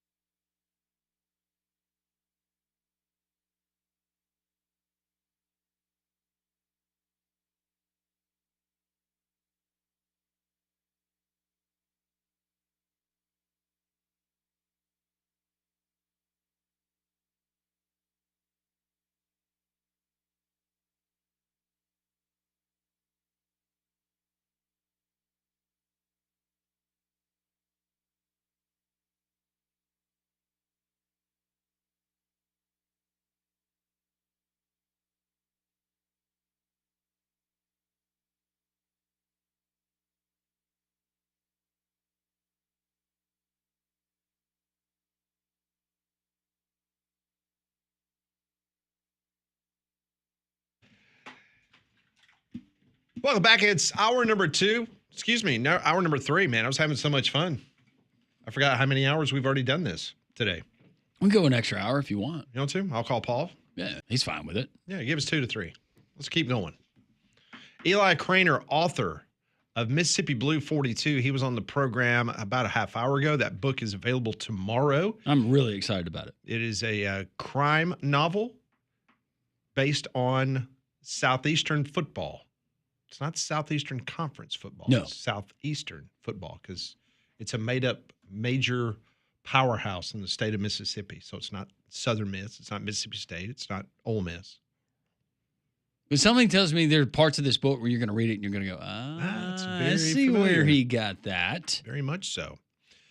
Alabama practiced over the weekend. They had media days today down in Tuscaloosa. Auburn back on the practice field this morning. We're waiting to hear from some individual players and some others down on the plains as they practice today. I believe it was in the indoor facility. And so Bama will be back on the practice field tomorrow. The USA Today coaches poll came out in which the Alabama Crimson Tide is preseason number 8. Auburn was not ranked. This is the lowest for the Tide since 2008 when they were unranked. So let me go around the room. I know it doesn't matter in the grand scheme of the college football playoff, but in the upcoming week, we've got the coaches poll today. We'll have the AP Top 25 next week. Which one, if any, do you put more credence in? The coaches poll, which came out today, or the AP Top 25, or neither? If you neither, but if you made me pick, I'd say coaches. I don't know why. It just feels, even though we know that some of them don't vote for themselves, but yeah, it makes you feel like, okay, those are the people with boots on the ground. Maybe they would have a little bit better perspective on where the team should be, but I'd probably say coaches as well. So next week at this time, the Associated Press preseason top 25 poll will be out. So we were talking about Alabama practicing. Do you remember King Mack? yeah, the Penn State transfer. So if that name rings or sounds familiar, King Mack, he played at Alabama last year. The year before that, he had played at Penn State. So he was at Penn State, transferred, came to Bama. Now he's back at Penn State. That's the wonderful world we live in now. Penn State, Bama, now he's back at Penn State. Mount Nittany, calling him home. So he's a former 4-star safety in the 2023 class. He comes to Alabama. He had 14 tackles in 13 games. He played both on defense and special teams. He played both safety spots, cornerback and husky position for the Tide in 2024. So over the weekend, I was reading an article. It was detailing Penn State media days. And so King Mack was doing an interview, and he said, I learned that the grass isn't always greener on the other side. I also learned don't rush your process. The coaches know, and they've seen way more than I've seen. Trust the process. End of discussion. So we've gotten a Dan Lanning and Nick Saban quote from him. Yes. Well, he transferred. He didn't realize who Bray Hubbard was and didn't realize that that guy was going to eat up all his playing time. The article goes on to talk about when he was a player at Alabama, he would hop on FaceTime with his former Penn State teammates the night before every game. Good thing this guy's gone. He said they'd pump each other up while talking about what they wanted to accomplish the next game. When Zion Tracy, Mac's close friend and roommate when he was at Penn State, hauled in a pick 6 against Ohio State, Mac went wild as he watched from Alabama's training room. So he's on the phone the night before games with his former Penn State teammates, and he's sitting there in the Alabama training room watching Penn State football. He said people in there were like looking at me going, what are you doing? I was like, that's my guy right there. End of quote. Or it gets better. So with the Nittany Lions playing in the Orange Bowl, which is Mac's hometown of Miami, he went to the game and sat in the stands. He wore a Penn State hoodie and hoped nobody would recognize him. This was before he went in the transfer portal. So he's technically still a member of the University of Alabama football team, and he's going to the college football playoff, and he's wearing a Penn State hoodie, and he's sitting in the stands watching the team.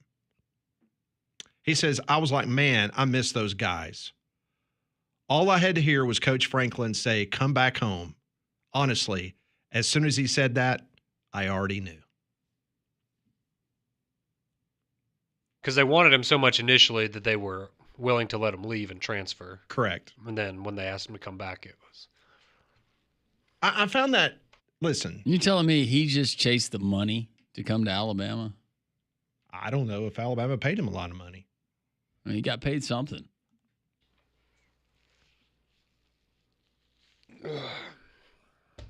And I'm sure this is the same type story you have all across college football. It's not just an Alabama thing, but he was very open over the weekend talking about FaceTiming his former teammates the night before a game.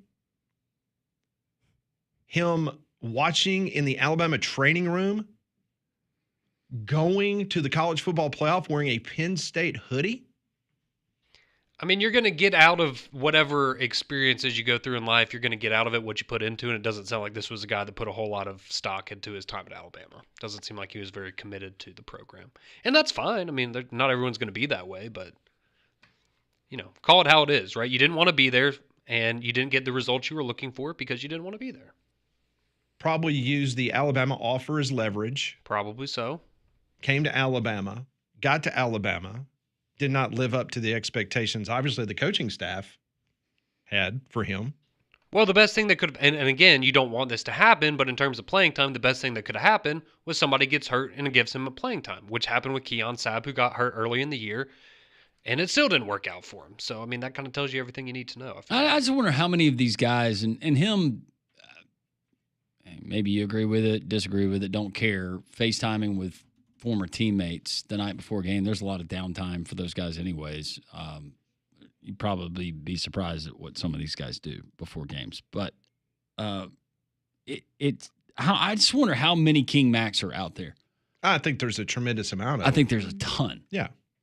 That have regrets. The money was too much. They had to leave a place that they genuinely loved, fell in love with out of high school. Teammates, those bonds that they're going to have forever, but the money was too rich in another place. I guess just the brash nature. Yeah. Again, I can see it from both ends. I could see where if you're an Alabama fan, you're going, what are you doing? Really? I just like how a lot of players, the grass isn't always greener. That's a very popular phrase. But I just feel like it insinuates that, well, that program was the problem. It's not me. It's got nothing to do with me. Not the kid that transferred and then transferred back within a 12-month period. No, it's that other program. That place wasn't good enough. And I'm not just saying that because it's Alabama. You hear that with players all the time that transfer. Oh, grass isn't always greener. Well, maybe think about that before you make these bold decisions. Well, I mean, he pulled I guess in some ways, the Caden Proctor. Except that boy came to his senses, Landrum. Well, the parking spot. Well, the difference is that was the killer. Caden Proctor didn't play any games. He didn't play 14 games. No, he didn't. He went up there for a workout and realized this place sucks. And to be fair, going to a program like Penn State that has national championship aspirations versus an Iowa that, as Caden Proctor said, he never even heard the word championship mentioned in that locker room. Yeah. That's a little different than Iowa and Penn State are a little different. They didn't even give him a parking pass. No, they didn't. No, they didn't. They probably realized he wasn't there for the long term. Yeah, we can give you a voucher for a short-term parking in one of the back lots on the other side of campus. After you've been here for 3 months, we'll give you a parking pass. Yeah, we'll see if it works out. I don't know. I just was reading those comments, and not that it shocked me, but just I learned that the grass isn't always greener on the other side. I also learned don't rush the process. The coaches know, and they've seen way more than I've seen. Trust the process. And he had heard that probably going into it, but a lot of us as human beings, we just have to experience it for ourselves. No, and you brought it up, right? If somebody's flashing a check at you on the other side, yeah, the grass is going to look pretty green over there. And then, you see what happens after the immediate gratification. It just doesn't work out for some guys. So hopefully he has a big season for Penn State. He's clearly where he needs to be, and that's not the kind of guy that you want in your locker room anyways if he's distracted and focused on, his former teammates. That's fine. Just be honest. I'm not trying to put you on the spot here, but last year during the season, because that was one of the big transfer portal guys that they got. I mean, he was a 4-star coming out of Penn State. Once the season got going, did you completely forget about that individual? When you brought up, do you remember King Mack? I thought, man, he was on their team 2 years ago. I forgot it was last year. I thought it was 2 years ago. But, yeah, I mean, he didn't. And credit to Bray Hubbard because he filled in at that safety spot and he made a lot of plays and he kind of stole the spotlight. So, works out for everyone. Great first and last name for a college kid. Yeah, very much so. Oh, absolutely. Water doesn't need an invitation. It finds its way into crawl spaces, bringing along mold, mildew, pests, and wood rot. But APS has the solution, the APS crawl space encapsulation system. It seals out moisture, blocks pests, and can even help reduce your energy bills. And with added protection, your crawl space becomes usable. Design a custom solution built specifically for your foundation. Crawl space problems don't fix themselves. They get fixed when you call APS. The number 205-951-9717 or go to their website, alabamaprofessional.com. APS, protecting Alabama since 1977. Your phone calls, your texts, they're welcome. Before we check in with our friend Eric Henry, get an update on Arch Manning and others. 3-man front on this Reaction Monday continues on Jox.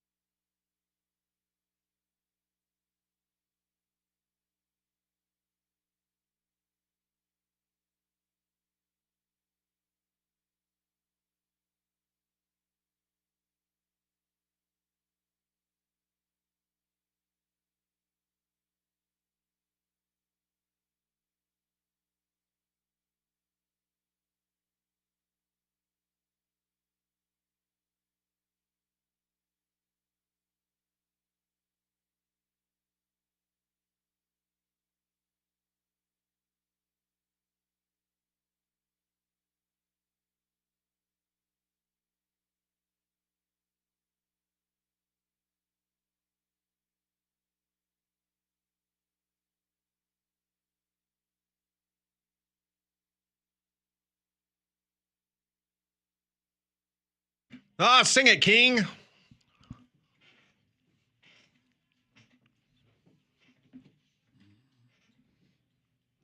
King mackerel. You ever caught a king mackerel? I have not. Deep sea fishing? They'll fight you. Every single one of us when that song came on, we were all. It's a great song. You think It's they a played this fantastic for him song. when he pulled up to campus again? James Franklin was opening the car door for him. I'm sure he had a boombox over his head, Yep. Welcome home. throwing pebbles out his window at night. Come back.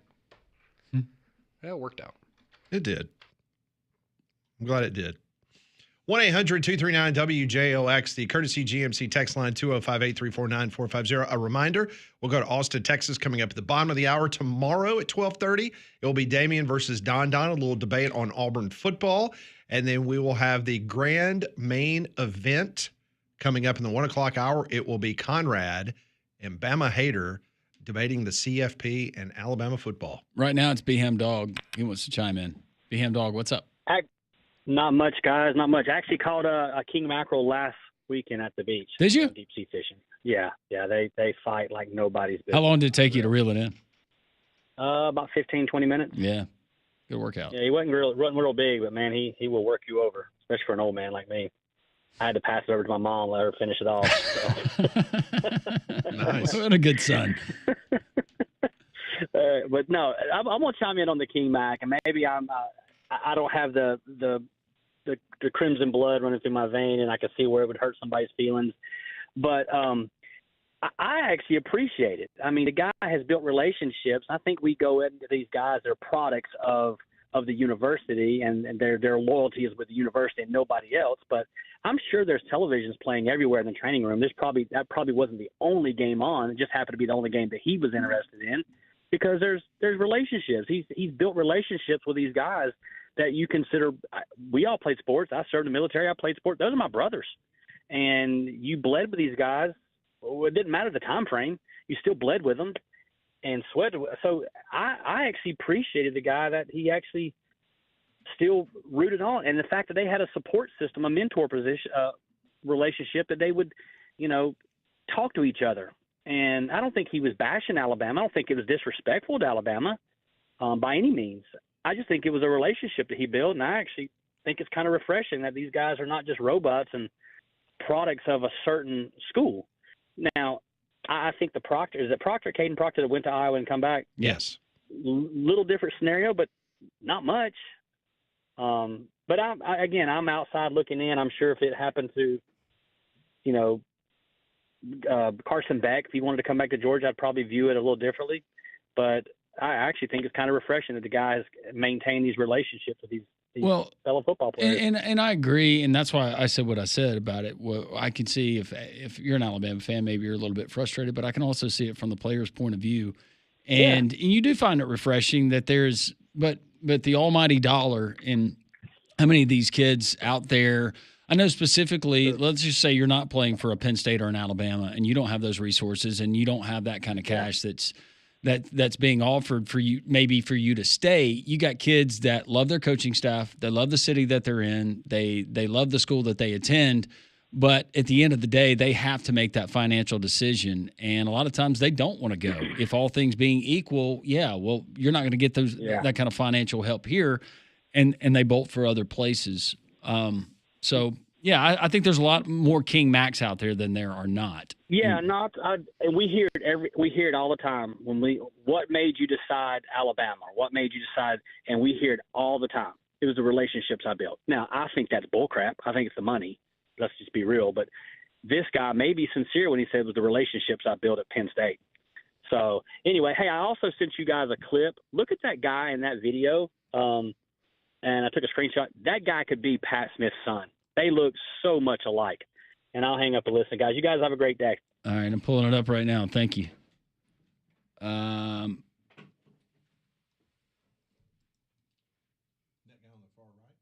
Yep, guy on the far right, without the hair that's flipping out of the back of the hat. Yeah, is that who he's talking about? I think that's who he's talking about. The guy on the far right of the picture. Wow. What do you think, Molly? Oh yeah. It's a pretty good resemblance. Pat, is that your boy? It is not. I have two boys, but He does look like you, though. Yeah. You can see the resemblance. You should be proud. Looks like he's doing well. Seems like a fine young man based on that one picture.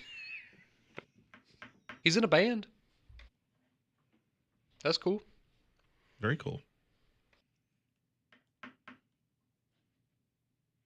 The gears turning inside of Pat's head now. Like, wait a second. No, I'm looking back. Yeah, that could be The resemblance? That could be your kid. When did you go out to Tempe? I'm just trying to timeline this thing. No. How old is that young man?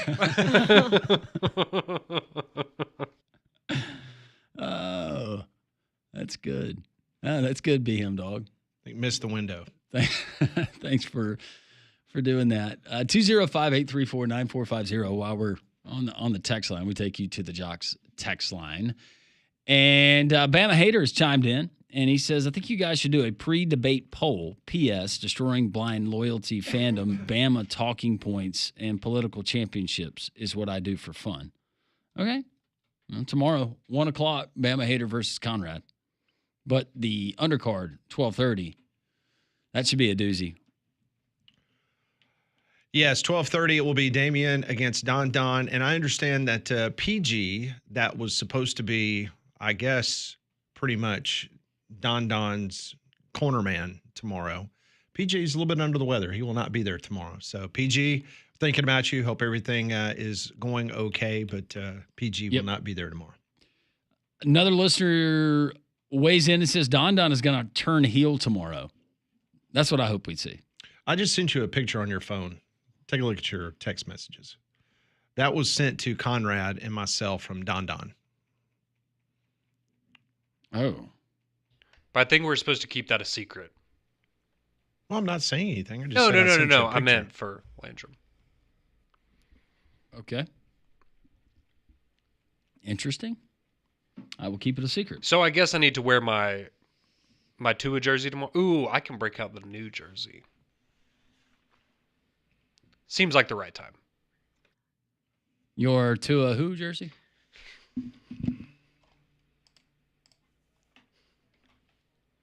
That's the one.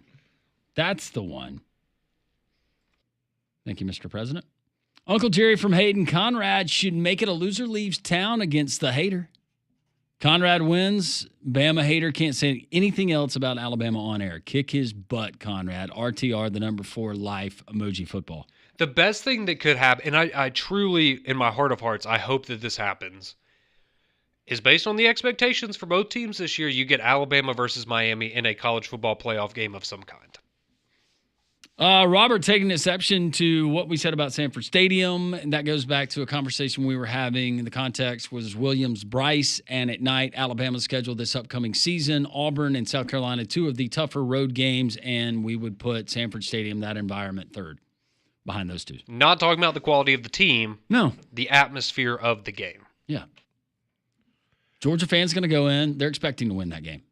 Well, we've talked about this because, whether it's the EA Sports or whatever, these other list of the toughest places to play, and Sanford's been very, very high up there, and they all credit, they have this incredible winning streak. And while that is fair, I'm not saying it's an easy place to play. Let's also look at the quality of opponents for a lot of those games in that winning streak. Robert goes on to say, I don't agree about Sanford Stadium. It's the number 1 hardest place to play in the SEC and the nation. Disagree with all of that. No. Respectfully. Georgia had a 32-game winning streak at home. Yeah, who did they play? That's what I'm saying. Go look at who they beat in those 32 games. Some of them were good wins, but, I'm going to say at least 20 of those were, roll the ball out there and Georgia was going to win by 2 touchdowns. You're playing. In regards to the Big Ten, Molly, what is the undervalued stadium that does not get as much credit for it being a difficult place to play? Because you always hear, the big house, the horseshoe. Go all Big Ten. Horseshoe, Throw out Washington and Oregon, because I think that those 2. So you want the original members of the Big Ten. And USC and UCLA. The one that doesn't get enough respect of being a difficult place to play. Obviously, I'm biased because we haven't been very good the past decade, but I would say Nebraska. Think about all the 1-score losses we had. Memorial's a rock. Like, a Memorial's a really fun stadium. I would even put Kinnick up there, depending on like. I wouldn't say for like an 11 a.m. game. Camp but that's Randall, probably, top of that. Oh, Camp Randall's awesome. See, I feel like Wisconsin is. What about IU when they're good? Regularly like that? That's only been like one time. No, though. I wouldn't put Indiana in there. I wouldn't Did put you play those Illinois. guys there at home, or was that away last year? That was away. That was in Indiana. Like, I wouldn't put Rutgers. I wouldn't put Maryland. Illinois? Haven't heard much about Champaign. Pat will tell you all about it. He just shakes I his know of the teammates that I had that got to travel to Illinois. None of them really enjoyed it. What about Iowa? In terms of how fine. difficult it. I will say I think they have arguably the coolest tradition I with the agree. waving They at have the Children's Hospital. Best tradition. Yeah. head. This suggestion, Conrad, if you want to end the debate early, just ask Bama Hater, when was the last time Miami won a championship? What happened the last time Miami and Alabama played? Always Remember that good to have Jameson that Williams stuff in your back slant? pocket. It was over quick. Yeah, and our buddy J.P. Shadrick had a great call He did. on college football play-by-play. Yep, that was Bryce Young's first start. Yep. Yeah, echoing what we said about King Mac, I would bet most kids and coaches feel the way that King Mac does. It's the fans that care more than anybody else. Well, I agree with Bama Dog, what he said. I didn't take those comments like he was dogging Alabama. It was just the fact that his actions and what he was doing was disrespectful of the team that he was currently on the roster for.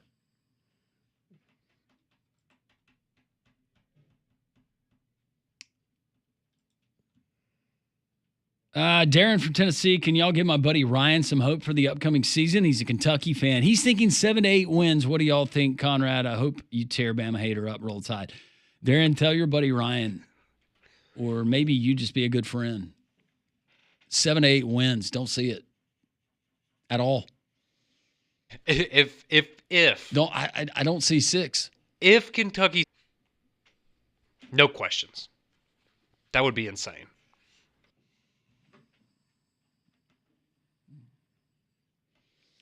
Yeah, I'd be looking at about half of that. A lot of good text rolling in.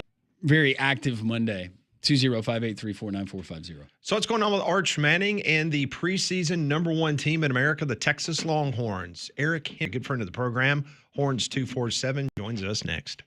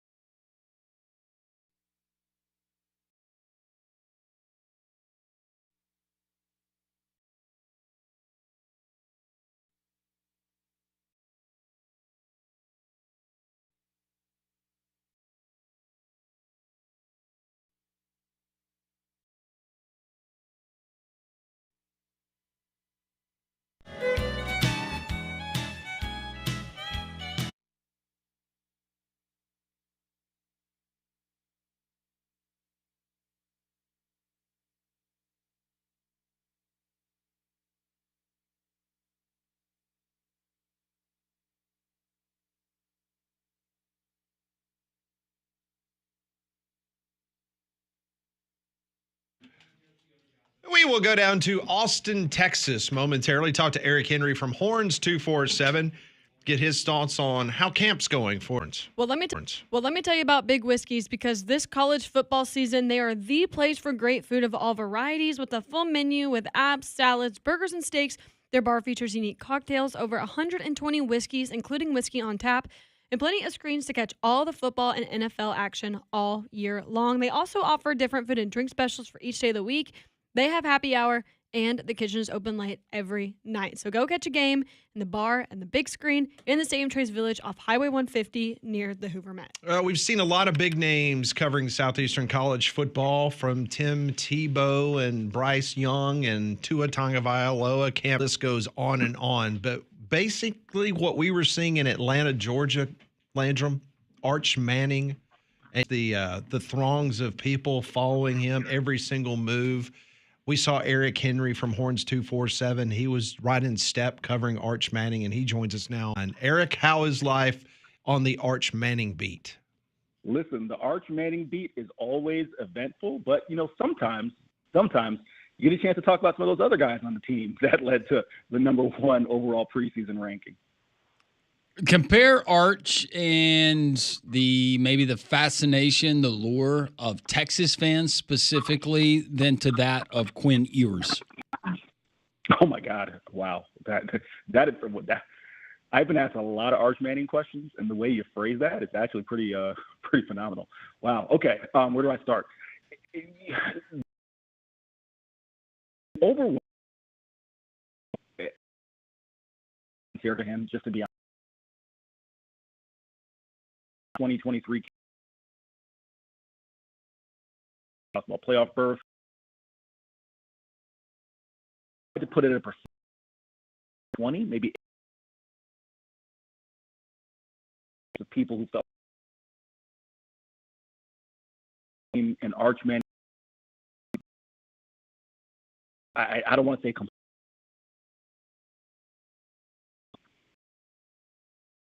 when his time would come. All right, Eric. One thing's for sure, you got to have wide receivers. You got to have special playmakers for Arch to get the ball to. And I was reading an article of Horns 247, where as of right now, at least through the first week of camp, is someone that you have had your eye on. Yeah. Someone that you have had your eye on. Yeah. So, quickly to run down this receiver room. DeAndre Moore is going to be the lead guy, right? He's a junior. Receiver room. DeAndre Moore is going to be the lead guy, right? He's a junior, works out of the slot. It's a really pivotal role in that offense. Then you have Stanford transfer Emmett Mosley the fifth. They're expecting really big things from him. It's a kid that Texas recruited coming out of high school. And I'm really high on Ryan Wingo. I think Ryan Wingo, if he saw the number of targets that Jeremiah Smith and Ryan Williams did last year as a five-star recruit, he'd be talked in that realm. But Parker Livingstone, guys, is a kid who, 6'4", $190, and a roommate and rapport. Some of the dynamic that he brings, and a roommate and rapport. Some of the dynamic that he brings. Steve Sarkisian, the head coach, he's had Smith, former 15, crack lineup, but gets in starting receiver. In addition to, As far as Eric, they're going to be good, but transfer portal guys that Sark and that staff kind of cherry pick for specific position groups. Who are some of those guys that have been standing out early in the fall camp? Oh, I mean, there's no doubt. You take a look.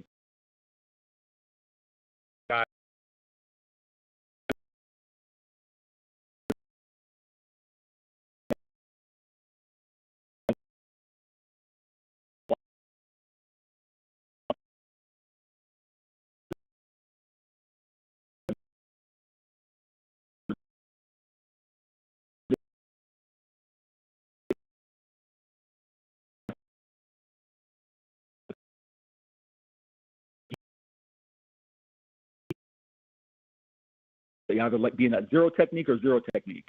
And he's trying. All right, 5 starters on the defensive side of the ball. They're off to the NFL draft. Recruiting has gone extremely well under Sark.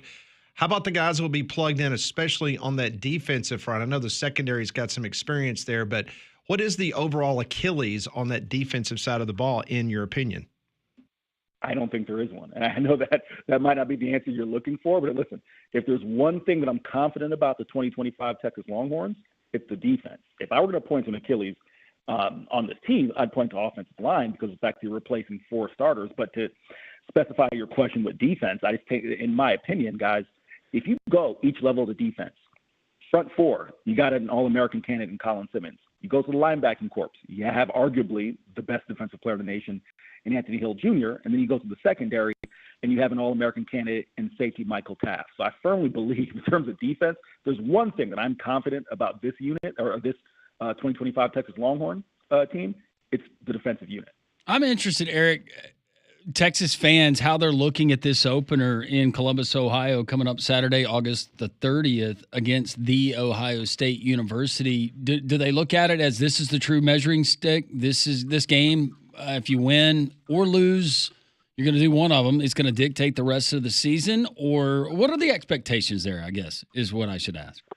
Yeah, no, I mean, I think the expectation is that Texas can go in there and win, especially considering how much Ohio State is losing. But to answer the way you'd phrased the question initially, I don't think it feels, from what I've gleaned from Texas fans, as if it's make or break, right? Oh, you can't beat Ohio State? Well, we're not as good as the preseason #1 ranking. To be completely transparent with you, I think the game that a lot of Texas fans are saying, hey, if we can't beat this team, we may not be national title contenders as Georgia, especially considering the fact you lost to Georgia twice last year. We know Georgia came into Austin and, quite frankly, bullied the Longhorns. And then we know that, that SEC championship game is a game that Texas could have won. Maybe if a Burt Auburn field goal goes their way, maybe they do win that game. But I definitely think, especially because you lost to Georgia twice last year, a lot of Texas fans are feeling, hey, if we can't beat Georgia, granted it's going to be at their place, then they're going to be a little shaky about what the true title hopes may be this year. All right, so in regards to SEC football media days, the poll that came out, obviously Texas was #1. You just referred to Georgia #2. But I wanted to get your opinion. You've now been in the league now over a year. Alabama, LSU, South Carolina, those type teams that might be knocking on that door to Atlanta. Certain things got to go the right way in regards to the standings. But where are you currently on those schools, Alabama, LSU, and South Carolina? Well, the school you mentioned, you didn't mention there, quite frankly, I think I'm higher on than maybe all of them is Florida, if DJ Lagway is what we think he can be. But to answer your question, in terms of Alabama, I mean, listen, with the amount of talent the Crimson Tide had, it wasn't like Nick Saban left the cupboard bare. And quite frankly, I'm a big fan of Kalen DeBoer. I had I want to say get to know him, but, covering the Sugar Bowl when Texas played Washington, being part of Media Week there and just hear from him, he really kind of earned my respect there. So I think he is going to be equipped in year 2 with some of the changes there they've done in terms of the staff to make some things happen. Of course, we know LSU, right? You have a tremendous quarterback, but the rest of the piece is going to come together. Brian Kelly is going to make that thing come together. I'm really high on Lenora Sellers. And I don't know if you guys heard this being in media days. There were some people, and maybe those people were, Texas A&M related, who tried to draw the analogy of Marcel Reed and Lenora Sellers, and I just thought that was crazy. I think Lenora Sellers is much more of a proven quarterback than Marcel Reed is, especially throwing the football right now. So I would say, quite frankly, if I were going to give you a boom, I don't say boom or bust, but just 2 teams in terms of their ceiling, I really think they can come up and surprise. The group you mentioned, South Carolina, but I would throw Florida in there as well. I'm really high on DJ Lagway. You just mentioned it, but I'm interested. Oklahoma and Texas A&M both are believed to be much improved by many. In your opinion, who is the more improved team? Is it Venables in Oklahoma, or is it Elko and Texas A&M? It's a toss-up. I'm going to go with A&M, but quickly to address Oklahoma. Again, I understand the philosophy. If you're going to bring in a John Mateer, I love the idea. Bring in John Mateer. Bring in Ben Arbuckle, his former offensive coordinator. Go all the way in on the offensive shift, right? I do like some of the players they've brought in. They got Ott from Cal, right? So I like some of the things they've done there, but I just am not 100% sold. See how that works? With A&M, I thought that was a good team last year. And that's a team, quite frankly, yes, Texas went into College Station and physically dominated them. There is no doubt about that. However, big fan of Will Lee. Okay, Will Lee's been a Longhorn killer his entire career, even going back to his time at Kansas State. And I do think Marcel Reed, while I did say, I'm a little skeptical in terms of his ability as a passer, I do think they're going to be able to find a way to use him. And Mike Elko, I just quietly, other schools in the state, Texas Tech, because they're spending, getting some pub. I think Texas A&M is going to be a team that, quite frankly, could push for 10 wins this year. So if I had to choose from that group or, the two teams there, I would choose A&M. Eric, is it a foregone conclusion, no matter what happens with this Texas team this year, that this is one and done for Arch Manning? Do you think he's off to the NFL regardless of the outcome of the season? No, quite frankly, I see it the other way. And I've spoken with a couple of folks down there in Louisiana who are, a couple of folks in Louisiana, not the Mannings, but who are near to the Mannings, who've been adamant to me, when has a Manning quarterback ever, or Manning overall, ever left early, right? It's not like there's a financial need for Arch to leave early. This is the scenario, and I really believe it's going to have to be all of these things for the family to even consider, hey, maybe it's one and done. A, Arch Manning needs to win a Heisman or, be just a clear-cut first-team All-American type of player. B, the right team is going to have to secure the number one pick, right? We all know they're not just going to send Arch anywhere. And C, whatever that team is going to have some sort of offensive structure, whether it's a coordinator or a quarterback coach or someone that the family believes, okay, this is the right situation for Arch for that to work. I just don't see it being a situation where, hey, even if Arch, balls out, wins the Heisman, Texas wins the national title, if it's, apologies to anyone fan of this organization, the Cleveland Browns, who certainly ruin quarterbacks, I don't see it just being a foregone conclusion that all right, you just going to go to the NFL. I think it's going to need to be the right circumstance. That is Eric Henry, covers the Texas Longhorns, the AP, probably next week, preseason number one. They're already the number one team in the coaches poll that came out today and the SEC media poll. So, Eric, I know it's a busy time for you covering camp. We will let you get back to it, but always appreciate you carving out a couple of minutes for us, and we will be talking to you very soon, obviously right before the Ohio State game. Anytime, guys. Appreciate you having me on. Thanks. That's Eric Henry joining us on the Higginbotham Hotline. Higginbotham is your one-source solution for insurance, financial, and HR services. Another trap game that Eric might have reference for the Texas Longhorns coming up in 2025. We'll get to that and more. And Three Man Front continues on this Reaction Monday on Jox.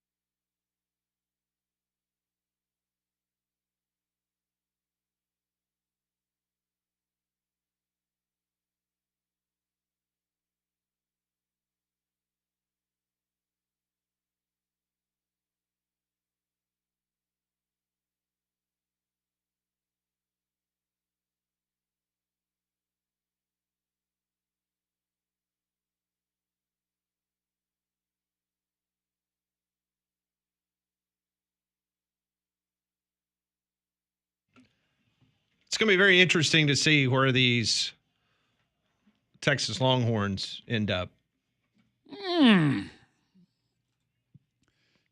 You were kind of already playing it out based on some of the things that Eric was telling us, that it appears that he has marked that Florida Gator team as potentially to be one of those teams that could give maybe the Texas Longhorns a little battle towards the back end of that schedule. That's a tricky game.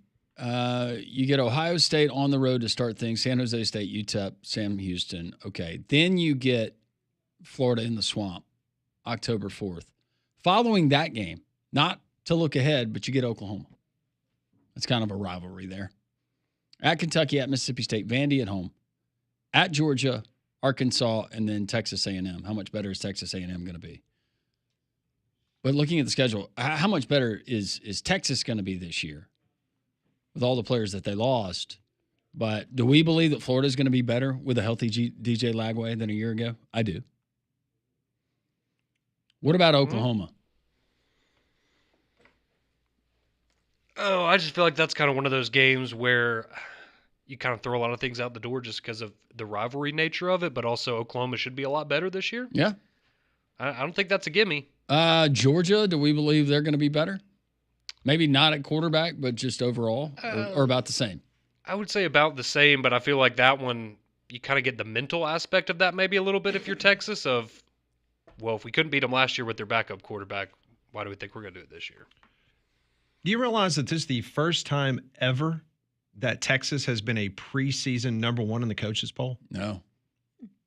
Ever. How long does the coaches poll date back? You would know that. Early 80s? Yeah, there's no way that Texas is going to go number one to start the season, number one at the end of the year, right? Well, no way. But if they lose to Ohio State and they go 6-2 in conference, that's a 9-3 football team we're talking about. And they're going to the college football playoff. Based on other than Ohio State, you lose to, but one of those, it just depends on who you lose to. I was about to say, look like? Well, what if you lose to a Florida team that they go 8-4, but they had a really great game against Tech? You know, is that gonna? But going back to the kind of line of thinking with the Big 12 doing away with their preseason vote, how much does that preseason number one ranking help Texas in that argument when it comes to let's show our resume? And they've got a 9-3 record. Probably gets them in. Maybe it's not fair, but also if you still have a healthy Arch Manning quarterbacking your team. I think you will have a 9-3 team in the playoff this year. And it'll probably be someone from the SEC. Maybe it'll be Texas. Maybe it'll be Florida. So as we mentioned before, Alabama, this is the lowest Alabama ranking in the coaches poll preseason since 2008. Alabama made to the SEC championship game that year, lost to Florida. But how about this streak that was snapped today? Oklahoma is unranked in the preseason coaches poll for the first time since 1999. Wow. And our good friend McComas in Norman, Oklahoma, he posted his record game by game that he thinks, and Tyler predicted Oklahoma would go 9-3. It is kind of funny that streak snaps and they're 26th. You know, they're not 40th or 50th or what. They were literally right there at 26. 1999, Oklahoma finished 7-4 regular season. I think Venables would probably take that. Yeah, let's make it 8-4 this year. But McComas gave us what number, or he's fired? Did he say 8-4? I thought it was 8 wins. At least 8, yes. Yeah. Then That he schedule's said tough. it depends on those 4 losses. If it is 8, 9 was a safe number.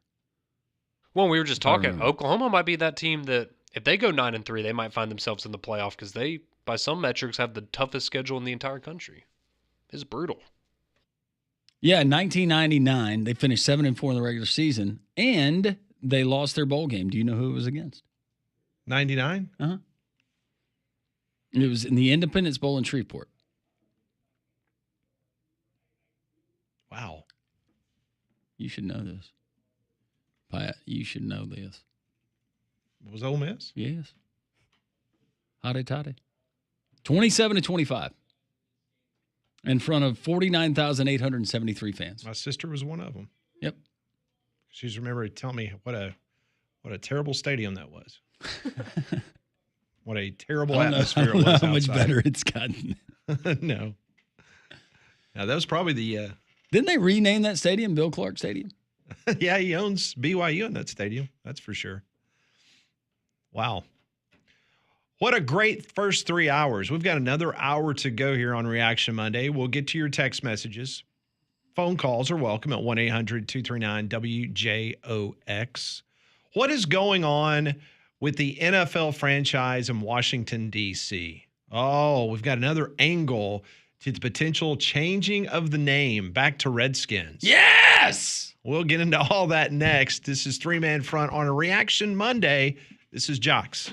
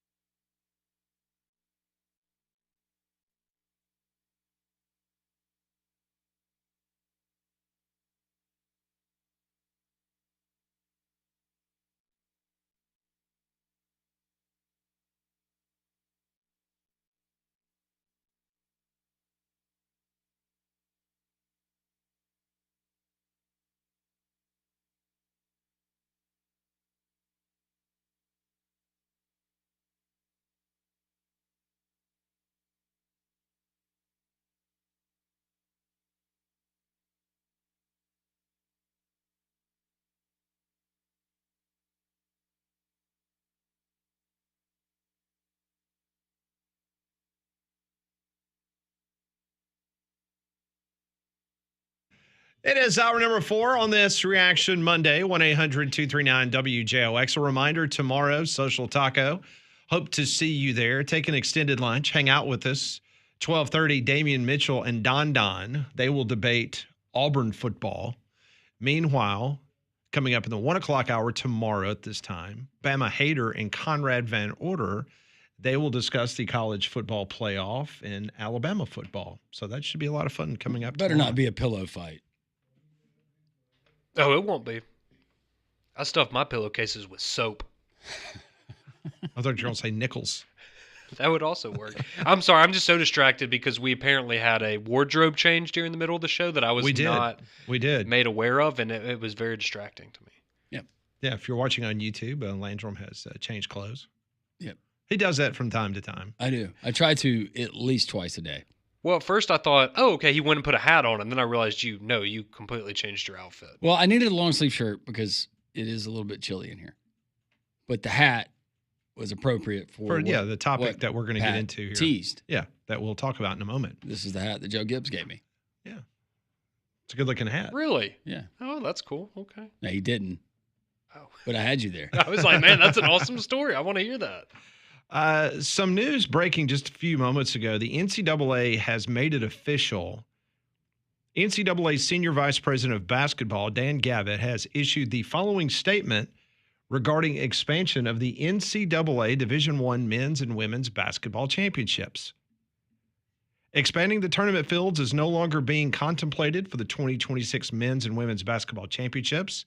However, the committees will continue conversations on whether to recommend expanding to 72 or 76 teams in advance of the 2027 championships.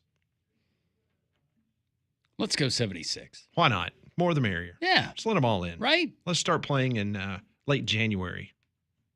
Make it a 3-month tournament. Why not? If you're going to go to 76, why not just an even, clean 80? Yeah. Or if you're going 80, go 100. If you're going to dance with 100. No doubt. Coaches poll, football, came out a couple hours ago. Alabama is preseason number 8 in America. That ranking is the preseason's lowest for the Tide since 2008 when it was unranked. Amazing that the Texas Longhorns ranked number 1 in the preseason coaches poll. First time that has ever happened in the coaches poll for Texas. SEC, 9 ranked teams. Big 10 with 6. Big 12 with 5. ACC 3. Boise State representing the group of 5 or 6, and Notre Dame was the lone independent. 7 of the top 10 made the college football playoff last year. It's going to now feature the first ever coaches poll, number 1 versus number 2 game to start the season. Texas being number 1, Ohio State number 2, and a bit of a streak that ended today. It was a long one. Oklahoma had been ranked preseason coaches poll, every single one of them until today since 1999. So that streak goes by the wayside. Auburn would come in at number 32, right outside the top 25. There has been a lot of talk, a continued talk, the beating of the drum, so to speak, in Washington, D.C. about that potential name change back from Commanders to Redskins. Here's President Donald Trump last week when he brought up the subject once again.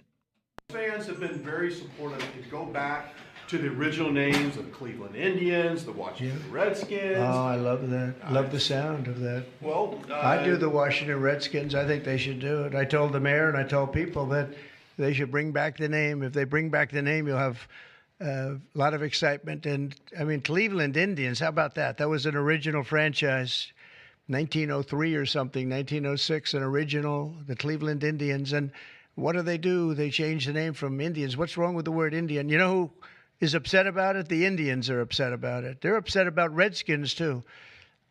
So Redskins, I guess you'd say it was a little bit lesser of a case, but people want to see the Redskins, and the Indians want to see the Redskins back. No, I recommend it. I was asked that question the other day. The Washington Redskins, it's a fabled franchise. And now, I don't even know what the hell their last name is. What are they, Commanders or something? Is it Commanders? It's not a good name. No, only Commander-in-Chief.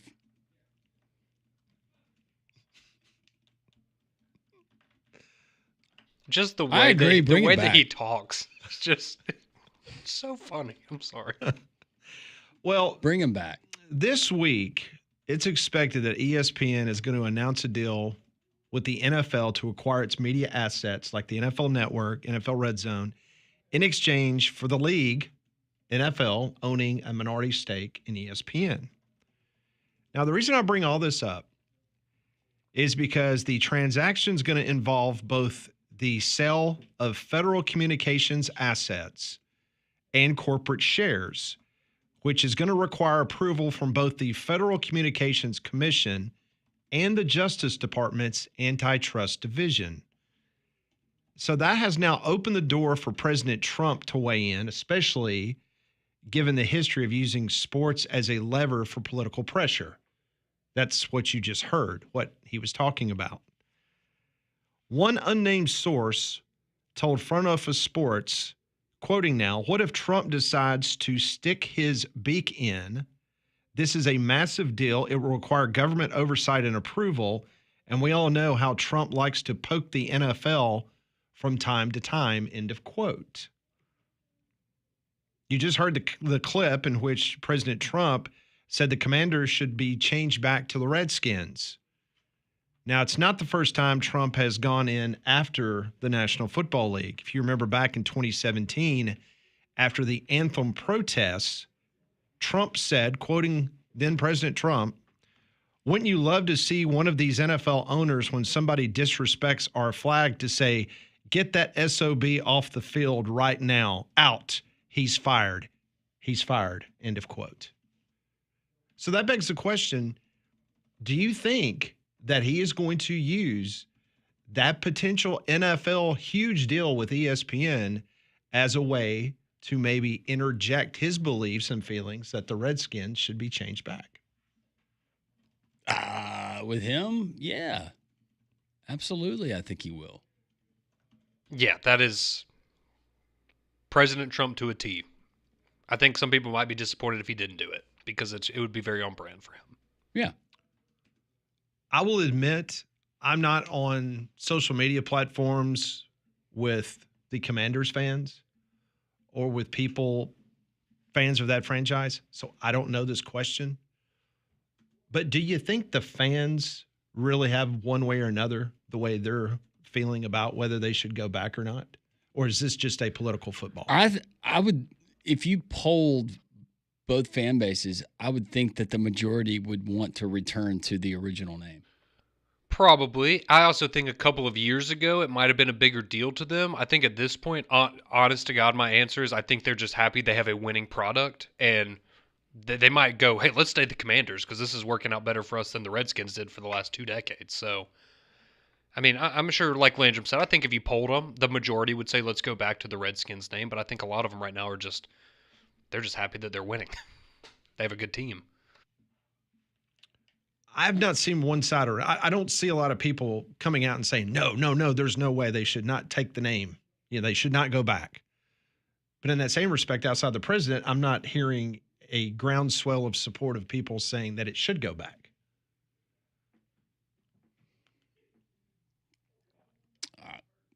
I thought the Redskins logo was one of the best ever. I thought the whole uniform, the whole uniform deal was great. Top notch. I thought the Indians, their logo, it was great as well. Chief Wahoo. Yeah. Obviously, you would take all this with a grain of salt, but I just went on Twitter and typed in Redskins, and every single post is about bring back the Redskins name. It's nothing about, I did not see a single one just now of, that's offensive, we don't need to go back, we love the Commanders. It is all in support of changing the name back. And we talked about this before. When they changed the name back or changed it away from Redskins to Commanders, they played at FedEx Field, which was the naming rights of the stadium. And the story that I read was that during that time frame, Federal Express was catching a lot of grief, as a lot of corporations did during that time frame, in regards to certain things, obviously nicknames and things in corporate life that people protested.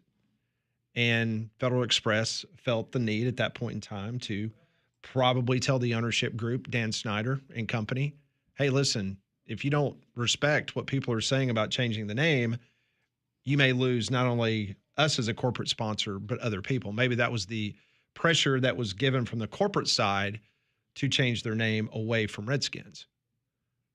But now, obviously, they don't play at FedEx Field. They're about to move into a new stadium. I don't know. Well, and I'm just glad that we haven't gotten so politically correct where we start dissecting every single team's nickname. But couldn't you take an instant where, okay, the Cowboys.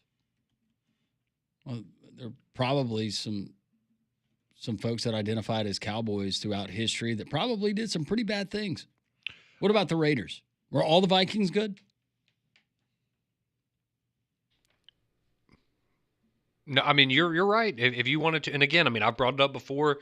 I know some people say, well, it's not as offensive as the other ones, but okay, so we're not cool with calling a team the Indians, but there's nothing wrong with the Braves or the Chiefs playing in Arrowhead Stadium. Like, maybe they're not as offensive, but it just feels like if we're going to pick and choose certain ones. Well, if I'm not mistaken, ridiculous. The reason that Kansas City is called the Chiefs is because the mayor of Kansas City, when they moved the team there, his nickname was Chief.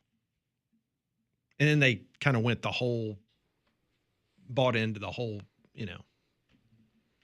See, but then you could see where people would find that offensive because then you're playing into that when you're not actually a Native American. I'm just saying, if we're going to get offended by little things, we're going to get offended by it. And supposedly the Chief Wahoo logo for the Cleveland Indians, that was kind of a caricature of one of their early baseball players that was a Native American. You'd be interested to know, like, what does his family think of it, right? Is it for them, is it offensive, or was that a thing of pride for them of, hey, I mean, this was based on one of our relatives, and that was the face of one of the original Major League Baseball organizations. I think that'd be interesting. So we'll see what happens. Maybe the caricature goes away. You just replace it's still the Indians, but maybe the caricature, you take that off. The Guardians have been very matter of fact. Now, the one thing I will say about the Guardians that I approve of, because I thought their color scheme was a good one, I think the color scheme now of the Commanders is trash. Like, it needs to be exactly that hat that he's got on. Yeah. That's what that needs to be. And the Guardians have kept the same. Guardians, all they did was just from Indians to Guardians, but the Commanders' color scheme and everything, that's not even remotely close to the good old days of the Redskins. I'm offended by the nickname Yankees. As you should. Good luck getting them to do something about that one. If you're going to call them the Yankees, call them the damn Yankees. Just call them the carpetbaggers. Well, let's call us the trash cans right now. Can you imagine a professional franchise, if, like at the major league level, if Nashville said, all right, we're going to be the Southerners? People would have a problem with that. Yeah. Yeah, that wouldn't go well. Well, I don't know. 3 years ago, probably had a problem with it. Now, probably not. The tide has changed in this country when it comes to certain things. Mm-hmm. Just ask Sydney Sweeney. I'm going to wear all denim tomorrow. You have great jeans. What do you mean? What do you mean? Yeah, what do you mean? Oh, disgusting. It is Reaction Monday. Plenty of folks texting in as we speak. We'll get to those texts next at 205-834-9450.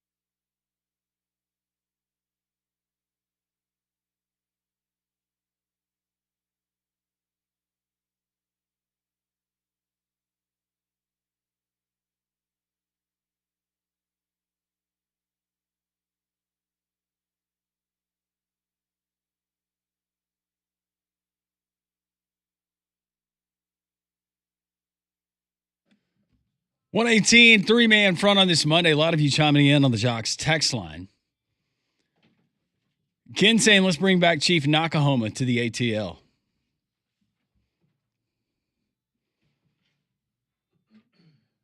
I'm okay with it.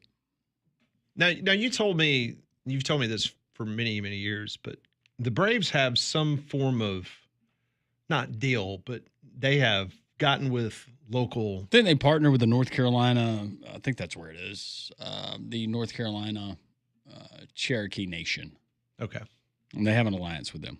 They do a lot of support, philanthropic things, and I think that helps. I don't know who originated that deal. I don't know how far that goes back, whether it was the Times Warner, whether it was Ted Turner, whoever. But, yeah, somebody who watches a lot of Braves broadcast, you will see from time to time those partnerships and special events that they have throughout the course of the year.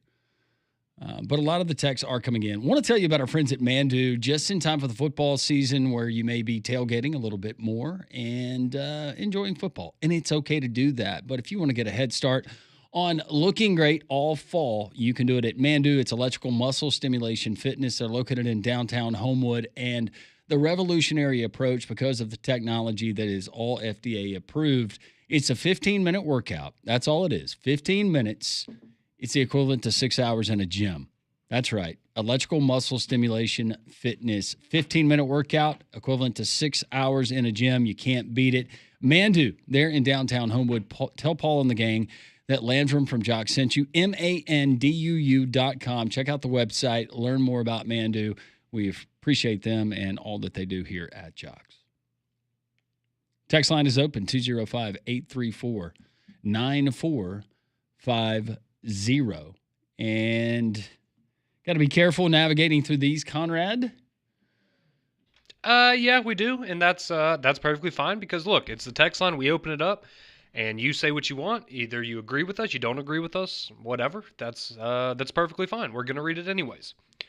So someone chimes in and says, I think people are just sensitive. I am proud of the name the Birmingham Black Barons because I think it's just a way to show respect. There is so much in this world to care about. I don't think that team sports names are that high on the priority list, at least for me. It's one text coming in from the state of Florida. Let's see. Ken chimes in. As you said, bring Chief Nakahoma back to ATL and the Rebels to Ole Miss. This text coming in about Texas says, don't understand all the Texas hype. New quarterback and a new offensive line that's never played a game together. Well, you brought it up last week, Landrum. You said it. You said, I don't know if anybody else has brought this up, but what if Arch Manning what if he's not as advertised? And that would certainly be a problem for Texas. Another text rolling in. Someone says, I'm being serious. Redskins is a racist name. Trump needs to keep out of sports. His USFL team couldn't even win a playoff game when he had Jim Kelly and Herschel Walker.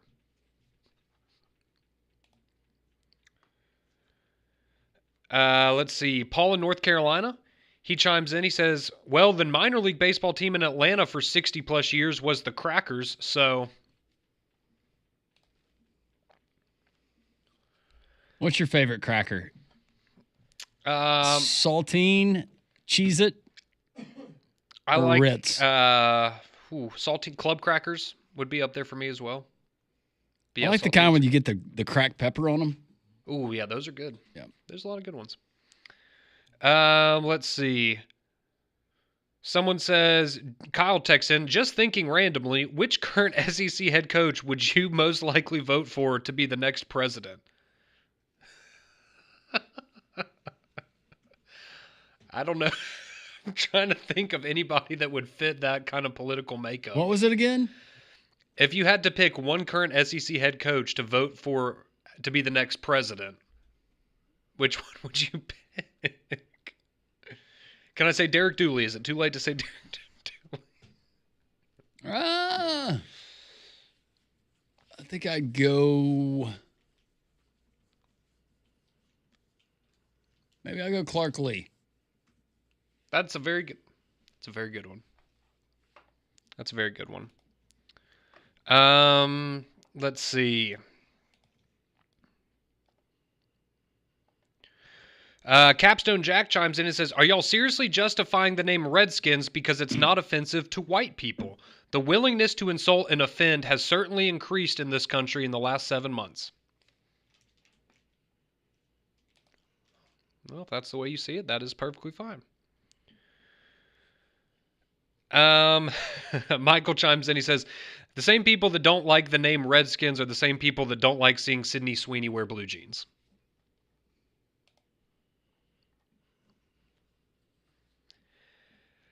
Someone chimes in. They say, let me help you out. It should 100% go back to the original name. I used to be a Redskins fan, but now I'm not until they go back. Stand your ground.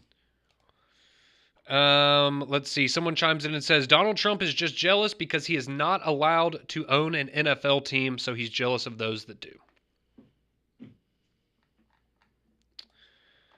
What would he name his team if they gave him the option? He named the old one the Generals. I will say it's funny that he's like, oh, the Commanders, that's such an awful name. Like, Generals is better. Come on. I mean, it's the same thing. It's basically the same thing. Just saying. Maybe. Yeah. Let's see. Drake's chimes in. Conrad, if it's up to you, if Bama loses its first game to FSU, would you kick them out of the top 25? Yeah, send a message.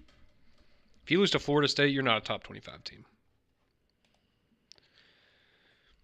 Tim chimes in on the text line. Says, I grew up watching the Redskins because they had a quarterback that threw the football. Not many NFL teams did back then. I think the uniforms were the best, especially when they had the helmets with the feather. That's a great helmet. Let's see. Someone chimes in. They say, love the show as always, guys. Conrad, are you ready for the tide to roll or what? I can't wait. I can smell it in the air. Absolutely. Football season right around the corner. We are about 17 days away from week 0. So we are getting very, very close. What is it? Danny, I can't read that one.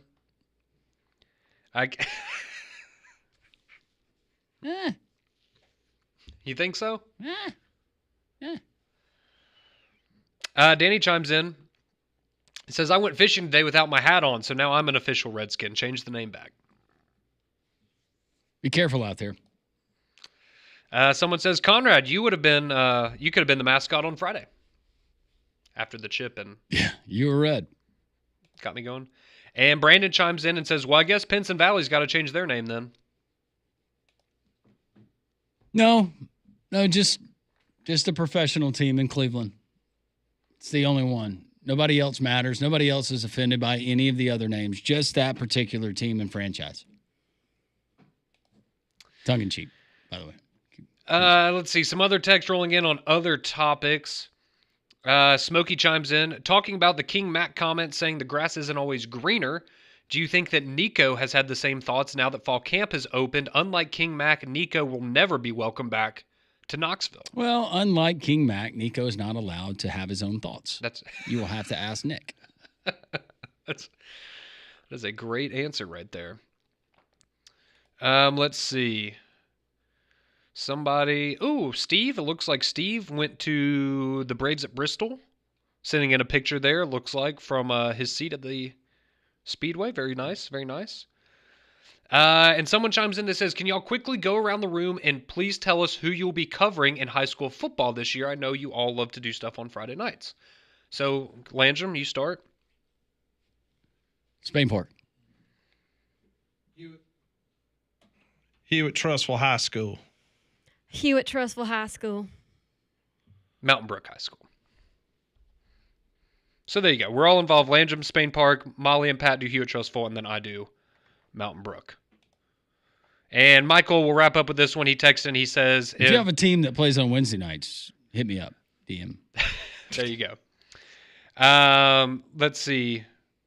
We'll do two here. Michael chimes in. He says, President Trump would name his team the Big Beautiful Team for what his football team would be if he had one.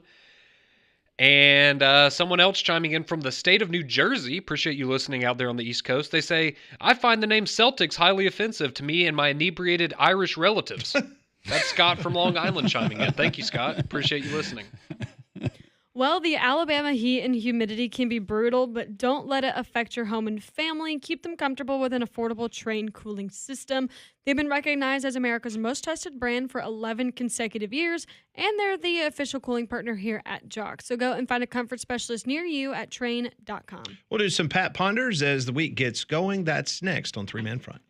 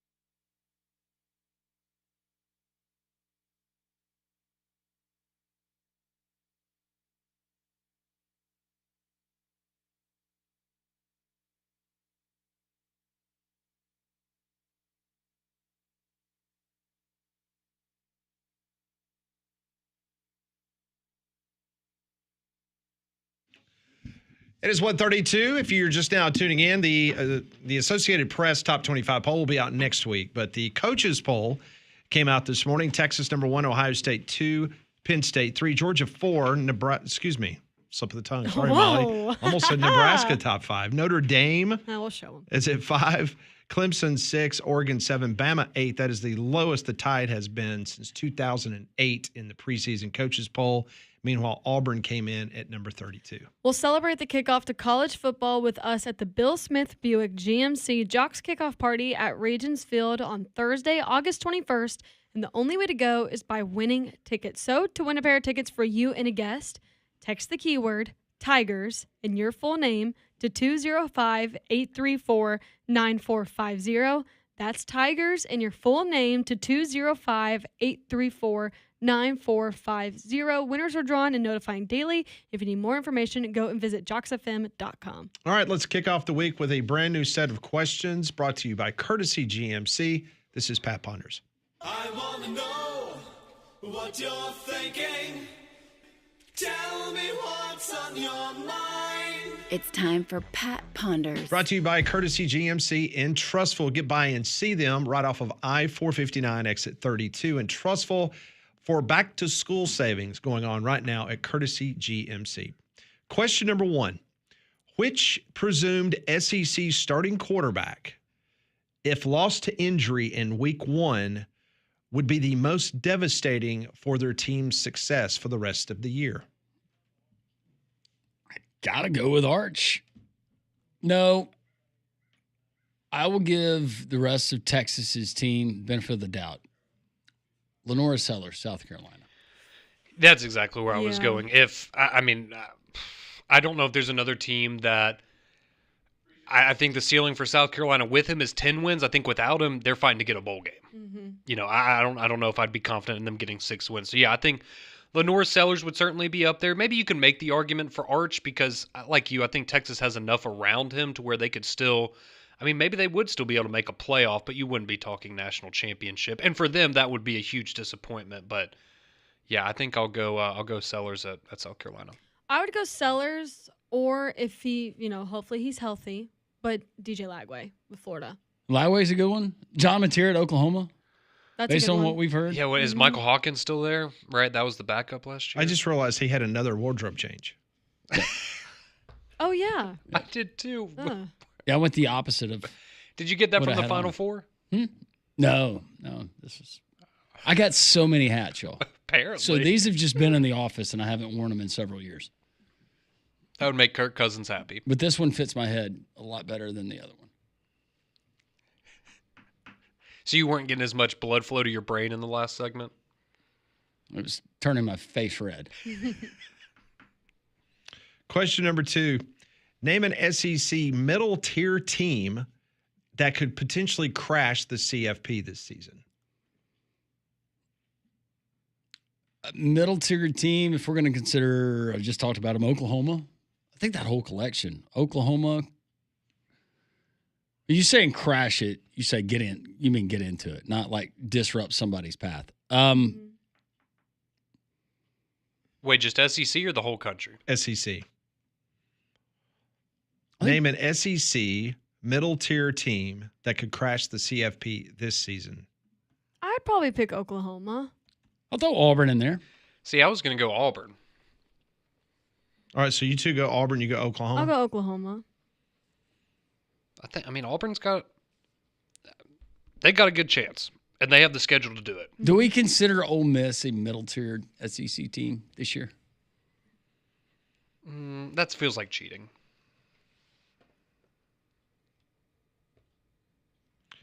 But I guess technically, yeah, if they're So when I was writing the 7. question, I was thinking the middle tier is more like 8 through 12.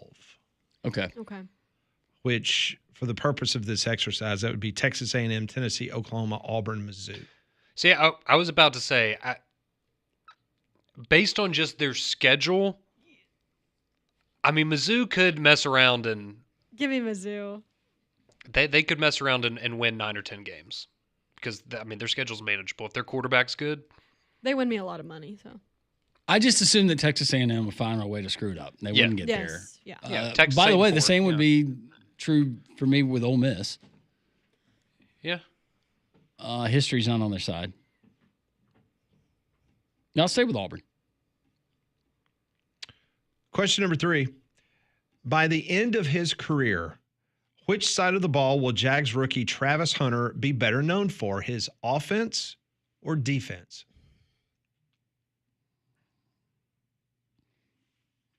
I'm going to go wide receiver because you can make more money, and I think if he has to stick at one position, he will pick that one because he can make more money. Yeah, I'll second that, Conrad. That's a great answer. That's good, yeah. I'd probably go receiver. Okay.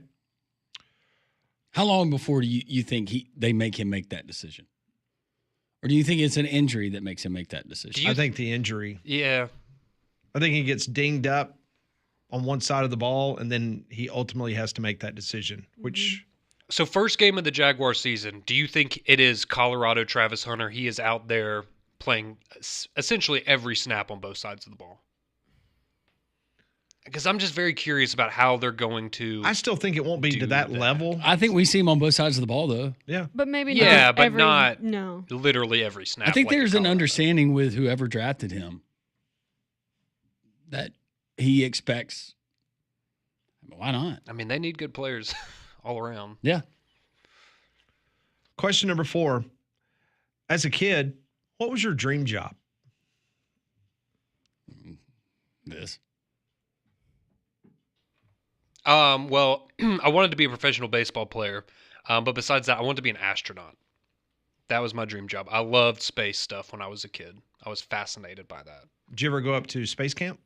I did not go to space camp, but I've probably been to the Space and Rocket Center in Huntsville 50 times in my life. So I was all about that. I loved, like, Apollo 13 was my favorite movie. Mission as a Space kid. Orange at Disney is the worst movie ever, and that convinced me that I do not want to be an astronaut. Yeah, you didn't like that one a whole lot. But It's yeah, awful. I wanted to be an astronaut really bad. I wanted to be an actress and be on Broadway and be in movies. Chase that dream, girl. Still working on it. Hey. I wanted to be Glinda on Broadway, like more specifically. Hey, Samuel L. Jackson didn't get his big break until his 40s. You got plenty of I time. got plenty of time. Plenty of time. Community theater? Would you I be did interested? theater. I did theater when I was a kid. Yeah? I was a theater kid. I did too. What was your favorite role that you ever played? I don't know if this is my favorite, but my first ever role I had, what was it? It was The Ugly Duckling. And this was in Huntsville. And I was the 8th duck. So I was the youngest duck in the cast. It was like me, and then the Ugly Duckling was next to me, okay? And these were all like, I would say elementary school, middle school age kids. And then there was me. I was like 3 or 4. My one line in the entire play, okay, was just, I miss him, Mama. Aw. And the whole crowd just went, "Aw." That was my debut. And you've been chasing that And feeling I've been ever chasing since. it ever since. Yeah, sure enough, I was 3 years old, and that was my one line. Question number 5. Many kids are going back to school this week. When is the ideal time on the calendar for kids to go back to school? And when should summer break start? Mondays, year-round school. Just to answer your question specifically, when should they start back? Mondays. Year-round school? I kind of wish we would have done it now. I enjoyed the summer, but now they get a lot of the breaks. If you could incorporate more of the breaks throughout the year to kind of break it up. Oh, like a longer winter break, a longer spring break, like that sort of thing? Mm-hmm. I was about to say, if you go There's year-round, yeah, teachers don't and they do coaches it right like now cussing me, but after... Because I think what we called it when I was in school was like your 9 weeks or whatever, and it was like split up into 4 9 weeks of the year. Yeah. And so I guess after each one of those, you would get like a 2-week break or something in the didn't- year-round format. you know, as far as at that age, retention and then carryover from What the do end you of the really school carry year, over from one year to the other? Yeah. I think maybe it would help to not have the and now it's shorter, so maybe it's better for these kids as far as retention and everything else, and they get the winter break and the spring break, and it's like, golly, you guys are out a lot. Not spring break, but another break that they have throughout the year. But we had the full 3 months. It was nice for us. See, I was about to say, I think you should start back school the Tuesday, whatever, after Labor Day, and you go to summer break first week of June. So you have June, July, August, that's your summer break, and every other month you're in school. Do you think parents are busier during the school year with their kids or during the summertime with their kids? In regards to their overall activity Activities, calendar for yeah, the whole family? And I'm not talking about your kids if they can drive. I'm talking about the parents that are still driving, taking to and from. I wonder what that looks like for a parent. Well, I mean, unless you're involved in some type of travel, like travel baseball, travel soccer, or maybe, playing travel basketball. But I would think the majority of their going and comings would be during a school year. I think in the summer you're just trying to make sure they're alive and trying to what they keep are. them entertained. Yeah, exactly. You're just trying to find stuff for them to do. Like there were kids, I guess they go back to school this week, but there were kids in my neighborhood at 7:15 this morning riding around on bikes. My mom was a This is what teacher, it's so we 7:15 were morning. out when she was out, and then she was obviously ready to get back because I was about to drive her crazy during the summer. But I guess it's different for different families. There's probably parents that would prefer to have the more structured the school day. That way, you're not having to worry about your kids from 7 to 3, 3:30, 4 o'clock. Then maybe there's a practice afterwards, kind of fills up the day. That's a good question. That's today's Pat Ponders, brought to you by Courtesy GMC and Trussell. Visit their online inventory at courtesybirmingham.com. I say we address that after we address the team nicknames. Yes. In D.C. and Cleveland. Let's get that hammered out as well. We'll continue three-man front.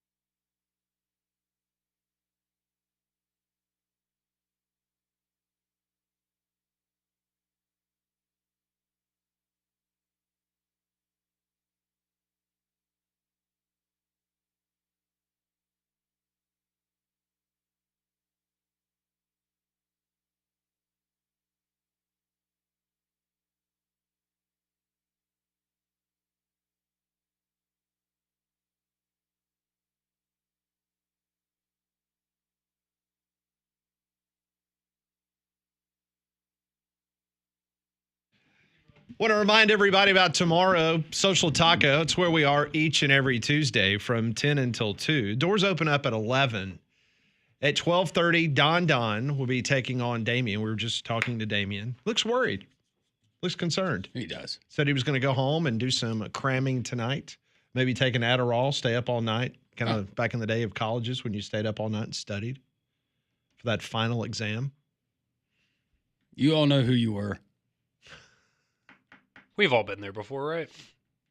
That's going to happen at 12:30. Then at 1 o'clock, Bama Hater and Conrad. Woo. They'll be debating the college football playoff and Alabama football. Yeah, he's already sending in text about, comparing the 2001 Miami team to, modern. So that's where we're starting off. We're going back 24 years for his debates. So My it'll be question interesting is, tomorrow. Bama Hater, what category is he going to be by the time he makes landfall tomorrow? Is he going to be a Cat 5? Is Conrad going to get Cat 5 Bama Hater?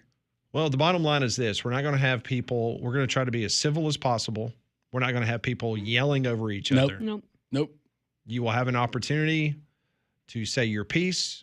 Then the other person can jump in. And Do we have like a talking stick? We'll have a buzzer. Or like a buzzer? Yeah. I'm getting a buzzer. So do we have like a 1 minute time limit on our rebuttals? We haven't decided. Depends if they invoke your name. Okay. If it gets personal. If it gets personal, can you extend it Then down? you can Okay. respond. Yeah, if it's like one of those debates we have 20 seconds into your response. If we can see where it's going somewhere, we might let it ride. Is it like all the other debates where when you tell me I'm done, I then continue to talk over you for 30 seconds? No, that will get you in the penalty box. Oh, that's just how a lot of people do the debates. So. Oh, I know, but we're not doing that. Okay. No, we're going to go the direct opposite of the debates in that format that you see. Yeah. It'll be great. I'm excited for it. So come by and see us tomorrow at Social Taco. You're fresh off a win now, so don't go out there and stink it up. No. I'm good. I am good. I'm ready. What are you going to wear? I'm excited. I'm going to wear my new jersey. His Which Hubbard one is that? jersey. My Bray Hubbard. His Glenn Hubbard jersey. That's right. I thought it was the other one. Golly, a lot of texts are coming in here.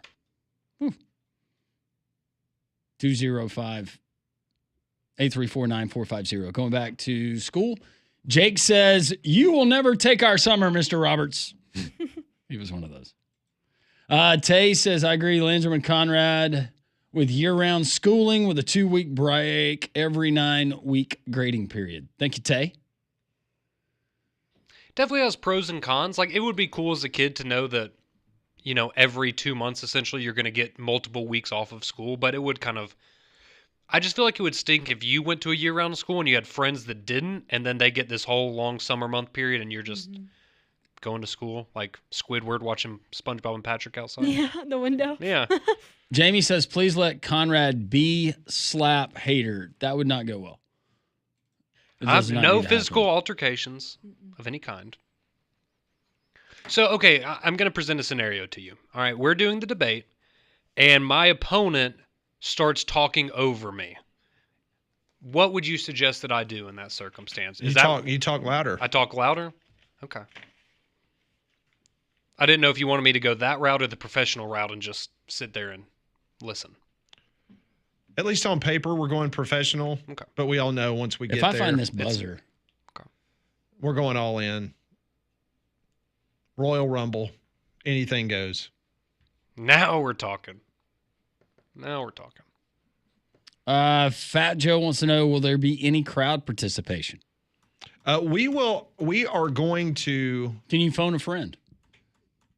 We're going to try to get as much participation from the audience because at the end of each bout, we're probably going to ask them to let us know who they believe won. So we'll take text messages, Twitter, people on the scene. So are we going to do a poll on Twitter before the debates of who people think will win? No, they'll be better served afterwards. I think that all of our contestants or debaters should have one freeze that they're offered. So you see that your opponent's making a really good point. You don't like the road that he's going down. Freeze, and they can't finish their point.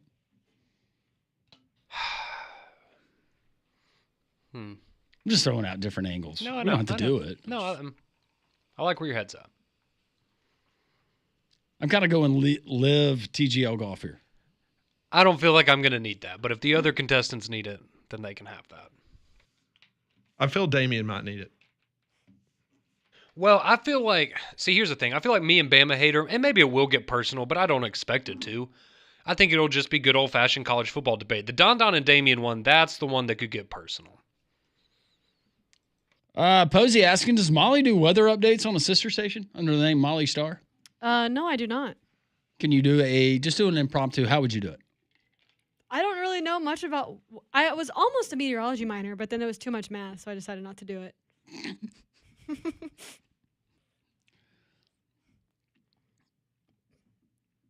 But no, that is not me.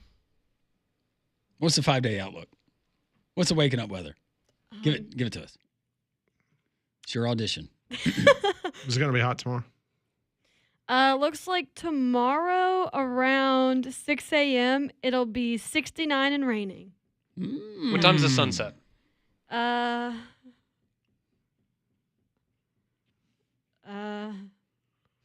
Really need to know what time the sun sets. It looks like about 7:30. Oh, great. Okay, that's really quick. Visibility. Go. 13 miles. What is Pat's favorite stat? The barometric pressure. I don't know how to find that on this. Find it. Oh, 30. Ooh, that sounds high. That's solid. That's a good day for a punter. The humidity is 70%. Ooh, that's not good. No. Thick air. What is it? 70%. So if that humidity. doesn't tell you that that's not me, then I don't know what does. Molly Robinson, playing it aka off. Molly Star. She's certified by the American Meteorological But hey, the air quality Society. is really good today. Oh, that's good. She will give you her 30-degree guarantee. Molly's within 30 degrees of the actual temperature. Actual temperature. Can you give us a 30-day I'll have my forecast? report What's it ready. going to be for kickoff? Doak Campbell. She's looking it up. That's going to do it for us. We appreciate all of you joining us. Don't forget, we got the debate tomorrow, Social Taco. We're live from 10 to 2. Thanks for joining us. God is great. Have a great rest of your Monday.